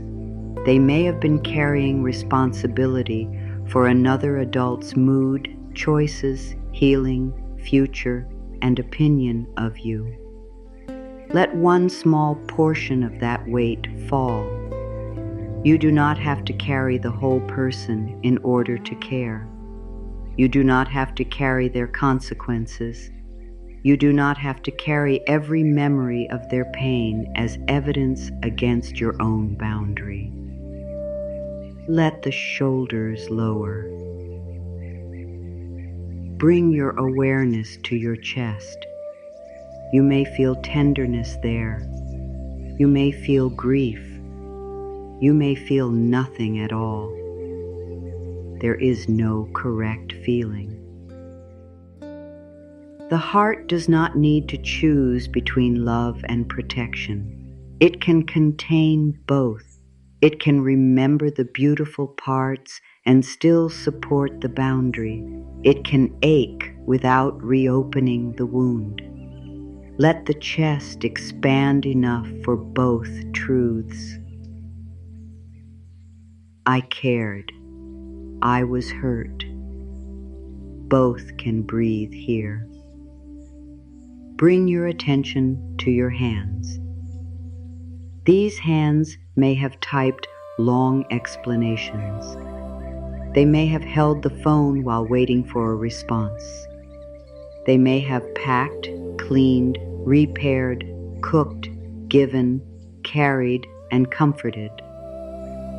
They may have reached towards someone who kept pulling away, then reached again when that person returned. Let the hands become empty for a moment. Empty does not mean useless. Empty means available. Available to hold your own life. Available to create. Available to rest. Let the fingers loosen. Bring your attention to your stomach. This is where dread may have gathered before a visit, a call, a family event, or a difficult conversation. The stomach may have known before your mind admitted anything. You do not need to silence it. You can thank the body for trying to warn you. Let the belly soften as much as it can. Not completely, not perfectly, enough for one deeper breath. Bring awareness to your back.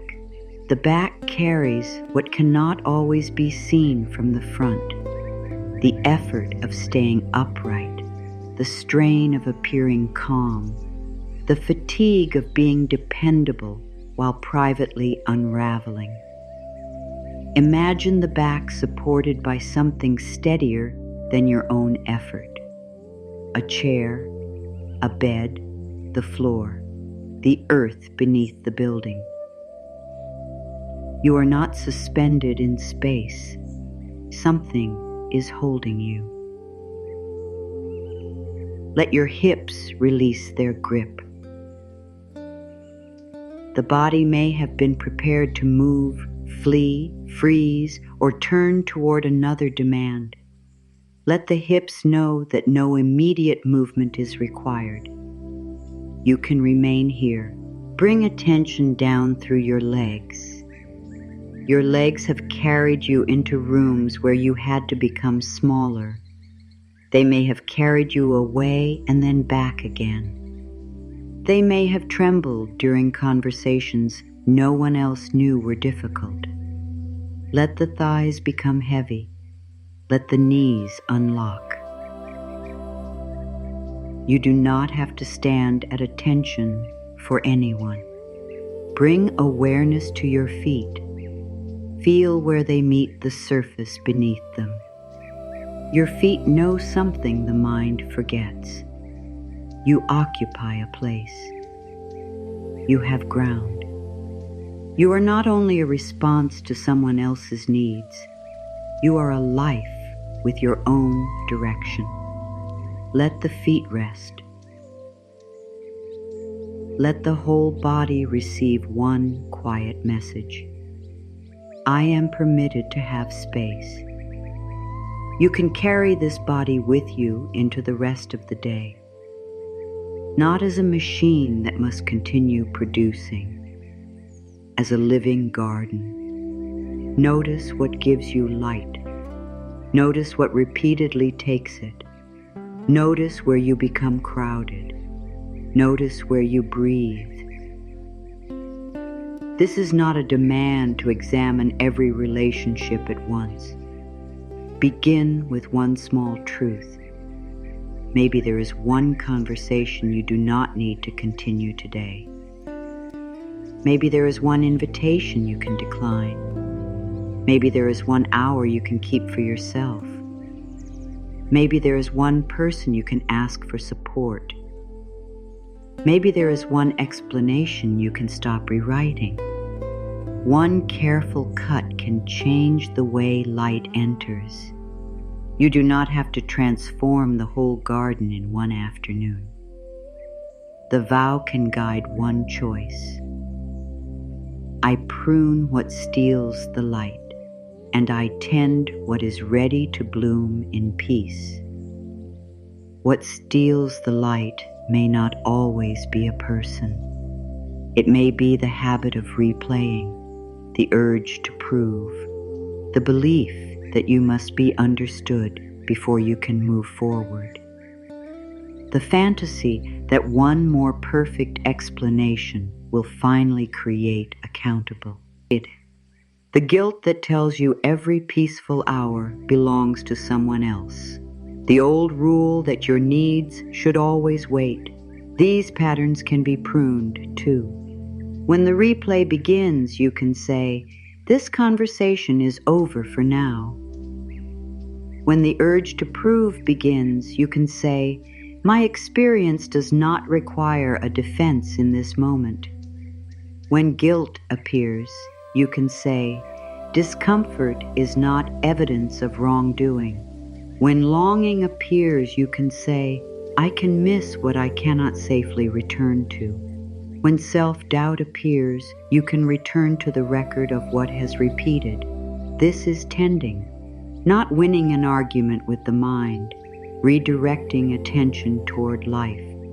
The gardener does not stand beside the cut all day demanding that it heal faster. The gardener waters the roots. The gardener removes what could cause further damage. The gardener trusts the quiet work that cannot be watched every minute. You can stop monitoring your healing. You do not need to ask every morning, "Am I over it yet?" You do not need to measure strength by whether you still cry. You do not need to interpret every difficult day as a setback. The rose does not become unhealed because the weather changes. Your emotions may change too. Some days you will feel clear. Some days you will feel soft toward the past. Some days anger may rise. Some days relief may feel almost joyful. Some days the absence may seem enormous. Every feeling can pass through without becoming the new ruler of your life. You are allowed to be inconsistent in emotion while consistent in protection. This is important. You may wake missing someone and still keep the boundary. You may remember their goodness and still keep the boundary. You may feel compassion for their loneliness and still keep the boundary. You may question yourself and still pause before acting. Consistency does not require emotional certainty. It requires a return to what you know. The gardener's hands do not become careless simply because the rose was once beautiful. The beauty was real. The harm was also real. The need for space remains. There may be people in your life who ask whether you are ready to reconnect. They may have good intentions. They may dislike conflict. They may want the family restored, the group comfortable, the holiday simple, or the old arrangement returned. Their desire for harmony is not the same as your experience of safety. You can say, "I am not ready." You can say, "I am not discussing this." You can say, "Please do not carry messages between us."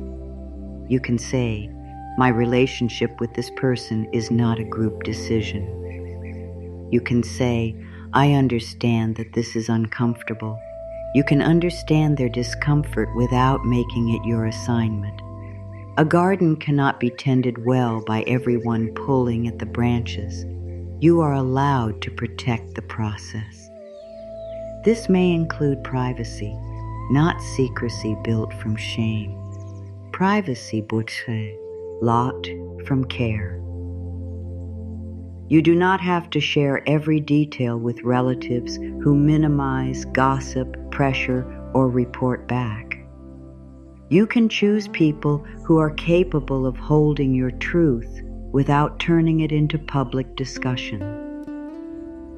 A trusted person does not have to agree with every decision in order to respect your right to make it. A trusted person can ask careful questions without pushing you toward danger. A trusted person helps you hear yourself. Let support feel like sunlight, not another set of hands pulling at the stem. The vow also asks you to tend what is ready to bloom. Look for what responds to care. A friendship that becomes stronger when you tell the truth. A family member who respects your limit without demanding a full explanation. A colleague who accepts no without taking it personally. A partner who can hear discomfort and remain present. A relationship where apology leads to changed behavior. A space where your body does not brace before speaking. Give energy there, not because healthy relationships are effortless, because effort is shared. The difference matters. In an unhealthy pattern, one person does most of the adjusting. One person studies tone, timing, and wording. One person repairs. One person forgives. One person returns. One person keeps the whole structure standing. In a healthier bond, both people can be affected without making one person responsible for everything. Both people can apologize. Both can change. Both can hear no. Both can have needs without turning those needs into weapons. A rose bush blooms more fully when the entire structure can receive light. You are not asking for perfection. You are asking for enough mutual care that closeness does not become a wound. This is reasonable. You may have lowered your expectations so many times that basic respect now feels like a luxury. It is not a luxury. Being spoken to without contempt is not a luxury. Having your no respected is not a luxury. Being able to rest without punishment is not a luxury. Privacy is not a luxury. Safety is not a luxury. Mutuality is not a luxury. These are conditions in which love can breathe. You are allowed to want them. You are allowed to wait for behavior that supports them. You are allowed to stop calling crumbs a feast because you are hungry. The gardener does not confuse one petal with a healthy plant. You can appreciate one tender moment without building your whole future around it. You can let consistency become beautiful to you. You can let calm become attractive. You can let respect become a form of chemistry. You can let peace become familiar. This may take time. The nervous system may still be drawn toward intensity because intensity once felt like love. The sudden message, the dramatic apology, the urgent reunion, the deep promise made after the deepest wound. Calm may initially feel empty beside that. But calm is not empty. Calm is where trust grows roots. It is where the body stops preparing for loss. It is where words and actions have time to match. It is where love becomes livable. You are learning to choose what is livable, not only what is powerful, not only what is familiar, not only what makes you feel needed. What is livable? A relationship can feel profound and still be impossible to live inside. A bond can feel destined and still ask too much of your health. A connection can contain great love and still require distance. You do not insult the love by admitting the limit. You honor reality. The rose bush does not bloom through denial. It blooms through truth made practical. This truth may take the form of blocked access. It may take the form of changed contact. It may take the form of a conversation with a professional. It may take the form of a safety plan. It may take the form of saying no once and refusing to turn the no into a debate. Whatever form it takes, let care guide it. Care for your safety, care for your future, care for your body. Care for the parts of you that have already carried enough. I prune what steals the light, and I tend what is ready to bloom in peace. Let the vow move through you one more time. You are not promising that every cut will be obvious. You are promising to look. You are promising to pay attention. You are promising not to call darkness love simply because it is familiar. You are promising to value what grows when it is given air. This promise can begin now. I give myself room to breathe. I honor what my body has been telling me. I do not need to hate someone in order to step back. I can care without offering constant access. I can grieve and remain clear. I can miss someone and still protect my peace. My no is permitted to be complete. My rest does not require an apology. My experience matters. My limits matter. My safety matters. I do not have to prove the wound. I do not have to defend every memory. I do not have to explain until I disappear. I release the need to be understood by everyone. I let changed behavior matter more than urgent promises. I let consistency become beautiful to me. I welcome relationships that make room for truth. I welcome care that moves in both directions. I give my energy where respect can grow. I protect the center of my life. I make room for air. I make room for light. Shall I make room for peace? I am not cruel for needing distance. I am not cold for choosing safety. I am not selfish for ending a harmful pattern. I am learning the shape of healthy love. I am learning to trust quiet. I am learning to keep my own word. I can feel guilt without surrendering to it.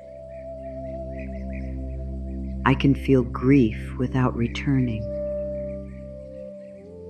I can feel love without abandoning myself. I can be tender and protected. I can be open and discerning. I can forgive without reopening access. I can release without denying what mattered. I can honor the past without living inside it. I tend what is living. I release what keeps wounding. Light is reaching me. Air is moving through. My roots remain. My life remains. My voice remains.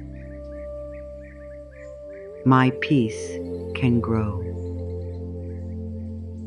And beneath the quiet surface, beside the place that once looked only like loss, the first new bud continues to form. It is small enough to be missed by anyone who looks only for the old fullness. It does not compete with the memory of the branch that was removed. It does not announce itself. It asks for no applause. It rests close to the healed place. This is the part of the garden that changes the meaning of everything. The cut was not the final act. The cut created room for life to choose another direction. What looked like an ending became an opening. What looked like reduction became a return of strength. What looked like cruelty from a distance revealed itself as care when the whole plant was considered. You may not be able to see your new growth yet. Your new growth may still be hidden inside choices that feel plain. You stopped answering after a certain hour. You told one person the truth. You did not attend the gathering that always left you shaken. You ended a conversation when the insults began. You asked for help. You kept a message unanswered. You stopped offering private information to someone who had not handled it with care. You rested instead of repairing. These decisions may not look like blossoms. They are buds. A bud is evidence of direction before it is evidence of beauty. Your life may be turning toward light before you feel different. The body often needs time to believe what the boundary has already declared. It may still expect the phone to ring. It may still prepare for an argument. It may still feel a burst of fear when the name appears, even after you have decided not to respond. This does not mean the space has failed. It means your body learned the old pattern well. Now it is learning another pattern. The new pattern may sound like this. I can pause. I can check what I feel. I can choose when to respond. I can ask for support. I can leave the conversation. I can change the plan. I can protect what is private. I can let another person manage their own reaction. These are not cold decisions. They are signs that your life is no longer available for automatic use. You may still have moments when the old guilt returns with convincing language. It may tell you that you are abandoning someone. It may tell you that a loving person would answer. It may remind you of their wounds, their loneliness, their childhood, their stress, or every generous thing they once did. Listen carefully. The guilt may contain facts. They may be lonely. They may be wounded. They may have helped you once. They may love you. A fact does not always create an obligation. Their loneliness does not make you the only answer. Their wounds do not make your wounds unimportant. Their past generosity does not purchase permanent access. Their love does not remove your right to safety. You can recognize every fact and still keep the boundary. This is what mature compassion looks like. It does not deny another person's pain. It also does not use their pain as a reason to continue your own. You may wish there were a way to create distance without anyone feeling hurt. Sometimes there is not. Every honest choice has consequences. The goal is not to make life free of discomfort. The goal is to stop confusing discomfort with wrongdoing. A rose bush changes shape after pruning. The new shape may disappoint someone who preferred the old one. The gardener still tends the living plant. You are not required to preserve a shape that is costing you your health, your dignity, your stability, or your sense of self. You are permitted to become less convenient. You are permitted to become more truthful. You are permitted to become harder to control. You are permitted to become easier to trust because your yes and no begin to mean what they say. A trustworthy person is not someone who always agrees. A trustworthy person is someone whose words and actions belong together. You can become that person for yourself. When you say you need rest, you can protect the rest. When you say the conversation must end, you can end it. When you say you need time, you can stop giving that time away. When you say you are not available, you can resist the urge to make yourself available just because someone is displeased. Each time you keep one small word to yourself, trust grows. This trust may be the first full blossom of the new season. Not confidence that no one will ever hurt you again. Confidence that you will listen when something hurts. Not certainty that every decision will be correct. Certainty that you will not punish yourself for needing care. Not a promise that you will never return to an old pattern. A promise that you will recognize the pattern sooner and meet yourself with honesty when you do. You may return sometimes. You may answer when you had planned not to. You may explain again. You may reopen a door because hope became louder than memory. Do not turn one return into a lifetime sentence. You can see what happened. You can learn. You can restate the limit. You can choose again. A branch that begins growing toward crowding can be redirected before it becomes deeply tangled. You do not need to wait for complete exhaustion this time. This is growth too. Earlier recognition, earlier truth, earlier care. The old version of you may have needed months or years to admit that something was wrong. The newer version may recognize the tightening in the body after one conversation. The old version may have apologized for every need. The newer version may still feel guilty, but keep the need visible. Do not measure growth only by how calm you feel. Measure it by how quickly you return to yourself.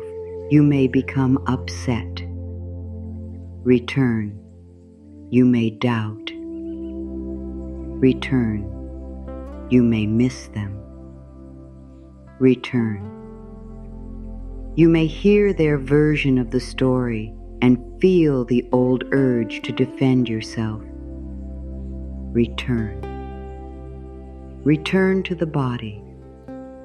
Return to the facts. Return to the boundary. Return to the vow. I prune what steals the light, and I tend what is ready to bloom in peace. The vow does not ask you to cut from anger. It asks you to protect light. Anger may sometimes help you see that a limit has been crossed.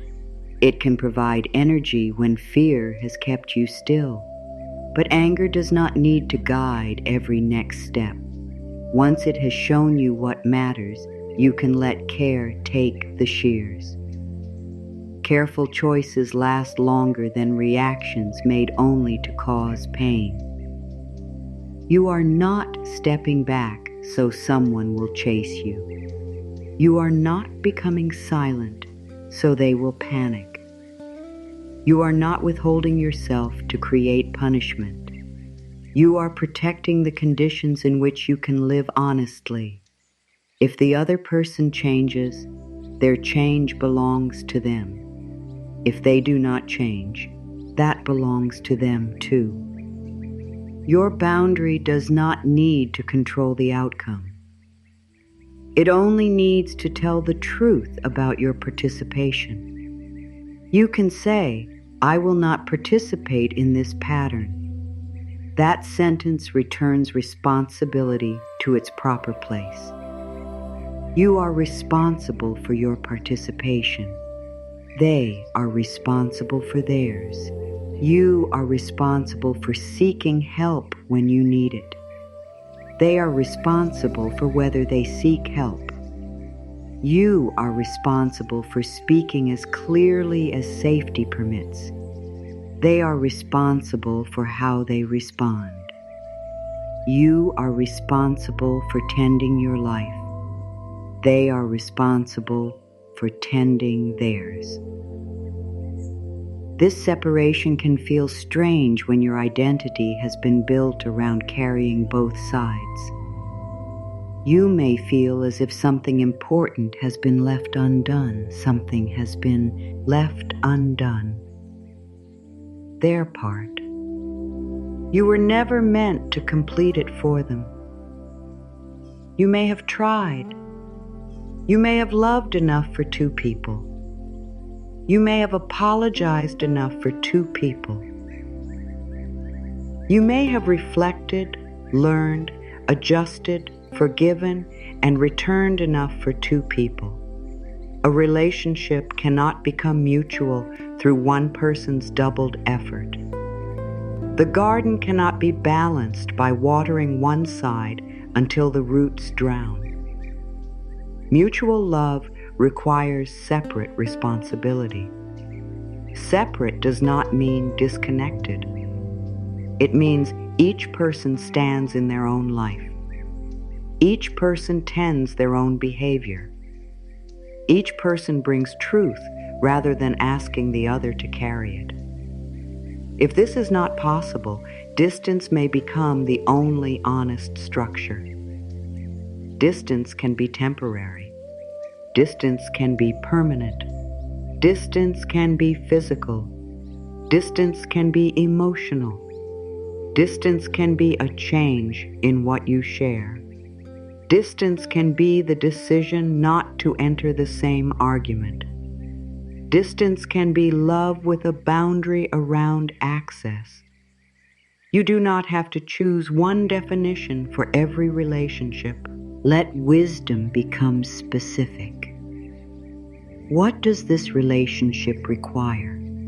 What does your body require? What does safety require? What does dignity require? What level of closeness can exist without reopening the wound? The answer may change. You can respond to what is true now.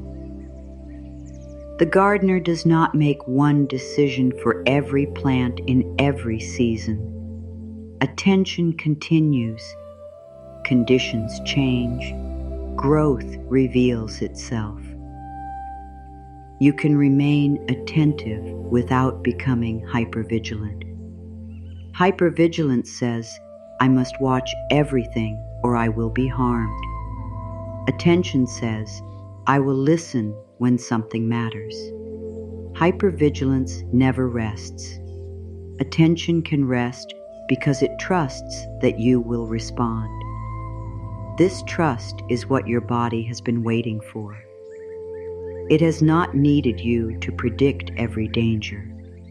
It has needed you to stop dismissing every signal. You can tell the body, I hear you. You do not have to shout. I will not call every warning an overreaction. I will seek clarity. I will ask for support. I will protect us when protection is needed. Let those words become part of the new garden. Your body is not an enemy to defeat. It is part of the living system you are tending. Its sensations are not always perfect instructions, but they are worthy information. They can be considered alongside facts, support, context, and professional guidance. You are not expected to navigate every complex relationship through affirmations alone. Healing words can help you remain connected to your dignity. They cannot replace practical care. Let trusted people help when the situation is heavy. Let qualified professionals help when patterns involve trauma, abuse, coercion, mental health concerns, legal risk, financial dependence, or danger. Let community become part of the garden. There is strength in being witnessed accurately. There is strength in hearing, I believe you. There is strength in having someone remind you of the pattern when loneliness edits the past. There is strength in a plan. There is strength in preparation. There is strength in not announcing what must remain private for your safety. You are not failing because support is needed. A rose bush may need a stake while new growth becomes strong enough to hold itself. Support does not make the rose less alive.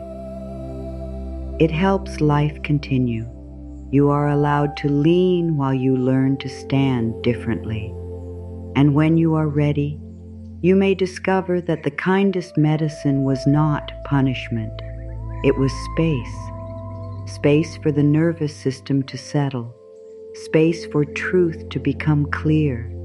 Space for grief to move.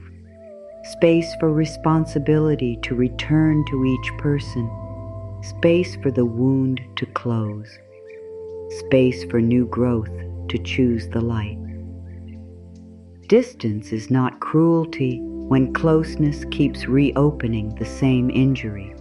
Sometimes it is the kindest medicine available. Let that truth stand without argument.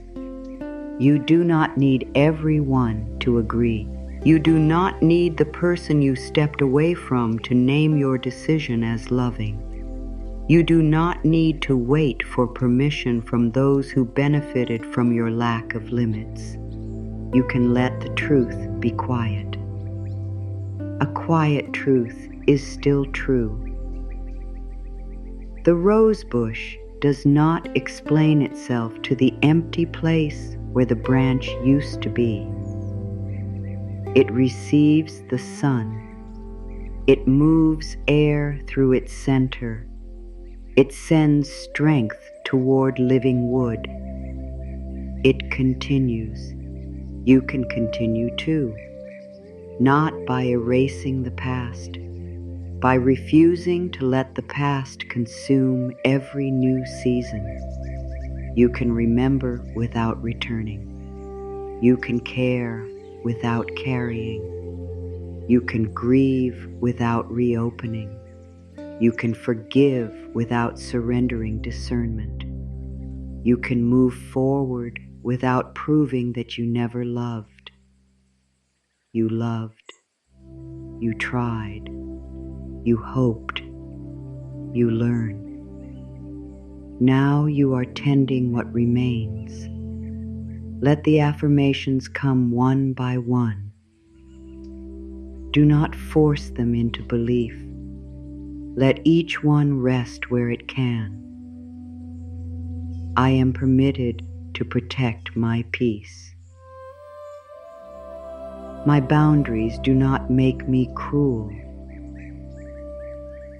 I can love someone from a safer distance. I can care without carrying their whole life. I can step back without hatred. I can stop explaining what my body already knows. I can trust repeated behavior. I can respect my own limits. I can let another adult face their own choices. I can ask for help. I can move slowly. I can prepare carefully. I can protect what is private. I can change the level of access. I can end a conversation that becomes harmful. I can leave a room. I kiki and decline a visit. I can stop replying. I can say no. I can rest. I can breathe. I release the belief that love must exhaust me. I release the belief that loyalty requires self-betrayal. I release the belief that guilt always tells the truth. I release the belief that another person's disappointment defines my character. I release the need to make everyone understand. I release the argument I cannot finish. I release the role of constant rescuer. I release responsibility for choices that are not mine. I release the hope that one perfect sentence will change a repeated pattern. I release what keeps scraping the same wound. I honor the part of me that tried to survive. I honor the part of me that kept hoping. I honor the part of me that is ready for peace. I honor what the relationship once meant. I honor what the pattern became. I honor the truth of both. I choose clarity over confusion. I choose evidence over promises. I choose steadiness over intensity. I choose mutuality over rescue. I choose respect over access. I choose safety over appearance. I choose life. I can miss them. I can remain clear. I can feel sorrow. I can keep the boundary. I can remember beauty. I can respond to harm. I can be compassionate. I can be discerning. I can be soft.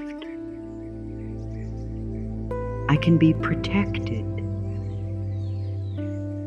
I can be loving. I can be free. My no has meaning. My yes has meaning. My time has value. My body has wisdom. My experience matters. My rest matters. My safety matters. My future matters. I tend the living. I protect the light. I open the center. I welcome air. I trust the roots. I watch for growth. The cut can heal. The stem can strengthen. The bud can form. Me 2.0s. Peace can grow. Truth can remain. Love can change shape. Distance can be kind. Space can be medicine. I choose room. I choose breath. I choose light. I choose peace. My roots remain.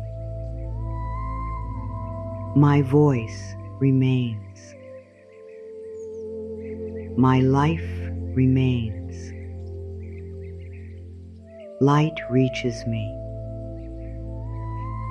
Air reaches me. Peace reaches me. I am here. I am safe enough to pause. I am worthy of care. I am allowed space. I bloom in peace.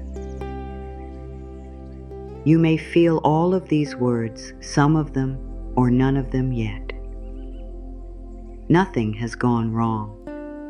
An affirmation is not a command to pretend. It is an invitation to create a new path inside the mind. Some words will enter quickly. Others may rest outside the gate until you are ready. You do not have to hold every sentence. One is enough. Maybe your sentence is, "My boundaries do not make me cruel." Maybe it is, "I can miss someone and still protect my peace? Maybe it is. I am allowed space. Carry only what your heart can carry without strain. The rest can remain here. If your attention wandered, nothing was lost. If you stopped listening for a while, nothing was missed. If you need to leave now and return another day, the message does not disappear. Healing does not depend on perfect concentration. Your body may receive one sentence while your mind rests. There is no test at the end. There is no correct emotional result. You may feel calm. You may feel sad. You may feel angry. You may feel tired. You may feel a quiet certainty. You may feel nothing clear yet. Each response is permitted. You have listened to something that may touch real relationships, real grief, and real decisions. Give yourself room after it. Drink water. Move slowly. Write down what became clear. Speak to someone safe if the truth feels heavy. Do not rush into a difficult conversation merely because you feel strong for one moment. Let strength become steady. Let wisdom become practical. Let support be close. The gardener does not prune in panic. The gardener observes, prepares, chooses, cuts cleanly, then tends. You can move with that same care. There may be one person in your life who needs to hear that distance is not always rejection. There may be someone carrying guilt for stepping away from a pattern that kept hurting them. There may be someone who believes that needing space has made them unloving. You may send these words to that person, not to tell them what decision to make, not to pressure them toward an ending. Send them as a reminder that their life belongs in the circle of their own compassion too. And if you are the person who needed this, let the message reach you fully. You are not heartless because you became tired of bleeding. You are not ungrateful because the past contained goodness. You are not cruel because you stopped calling repeated pain a misunderstanding. You are not abandoning love. You are asking love to become honest. The new bud rests beside the healed place. It does not deny the cut. It grows because of the room the cut created. Soon it will open. Not as proof that every loss was meant to happen. Not as proof that pain was necessary. As proof that life can respond to care. Your life can respond too. You may become quieter, clearer, more selective, more rested, more honest, less available for chaos, more available for joy, less willing to chase, more willing to receive, less impressed by promises, more moved by consistency. This is not hardness. This is health returning to the shape of your life. Let the old branch remain where it fell. You do not need to keep picking it up to explain why it could not stay. Let the roots receive what is yours. Let the center remain open. Let air move through. Let light enter. Let grief pass. Let peace take root. All is well. The gardener's deepest yes was never a yes to loss. It was a yes to life, a yes to air, a yes to light, a yes to the possibility of another bloom. Your boundary can carry that same yes. Your distance can carry care. Your silence can carry truth. Your ending can carry dignity. Your future can carry peace. The rose has not become less loving because it needed room. It has become able to bloom without reopening the wound.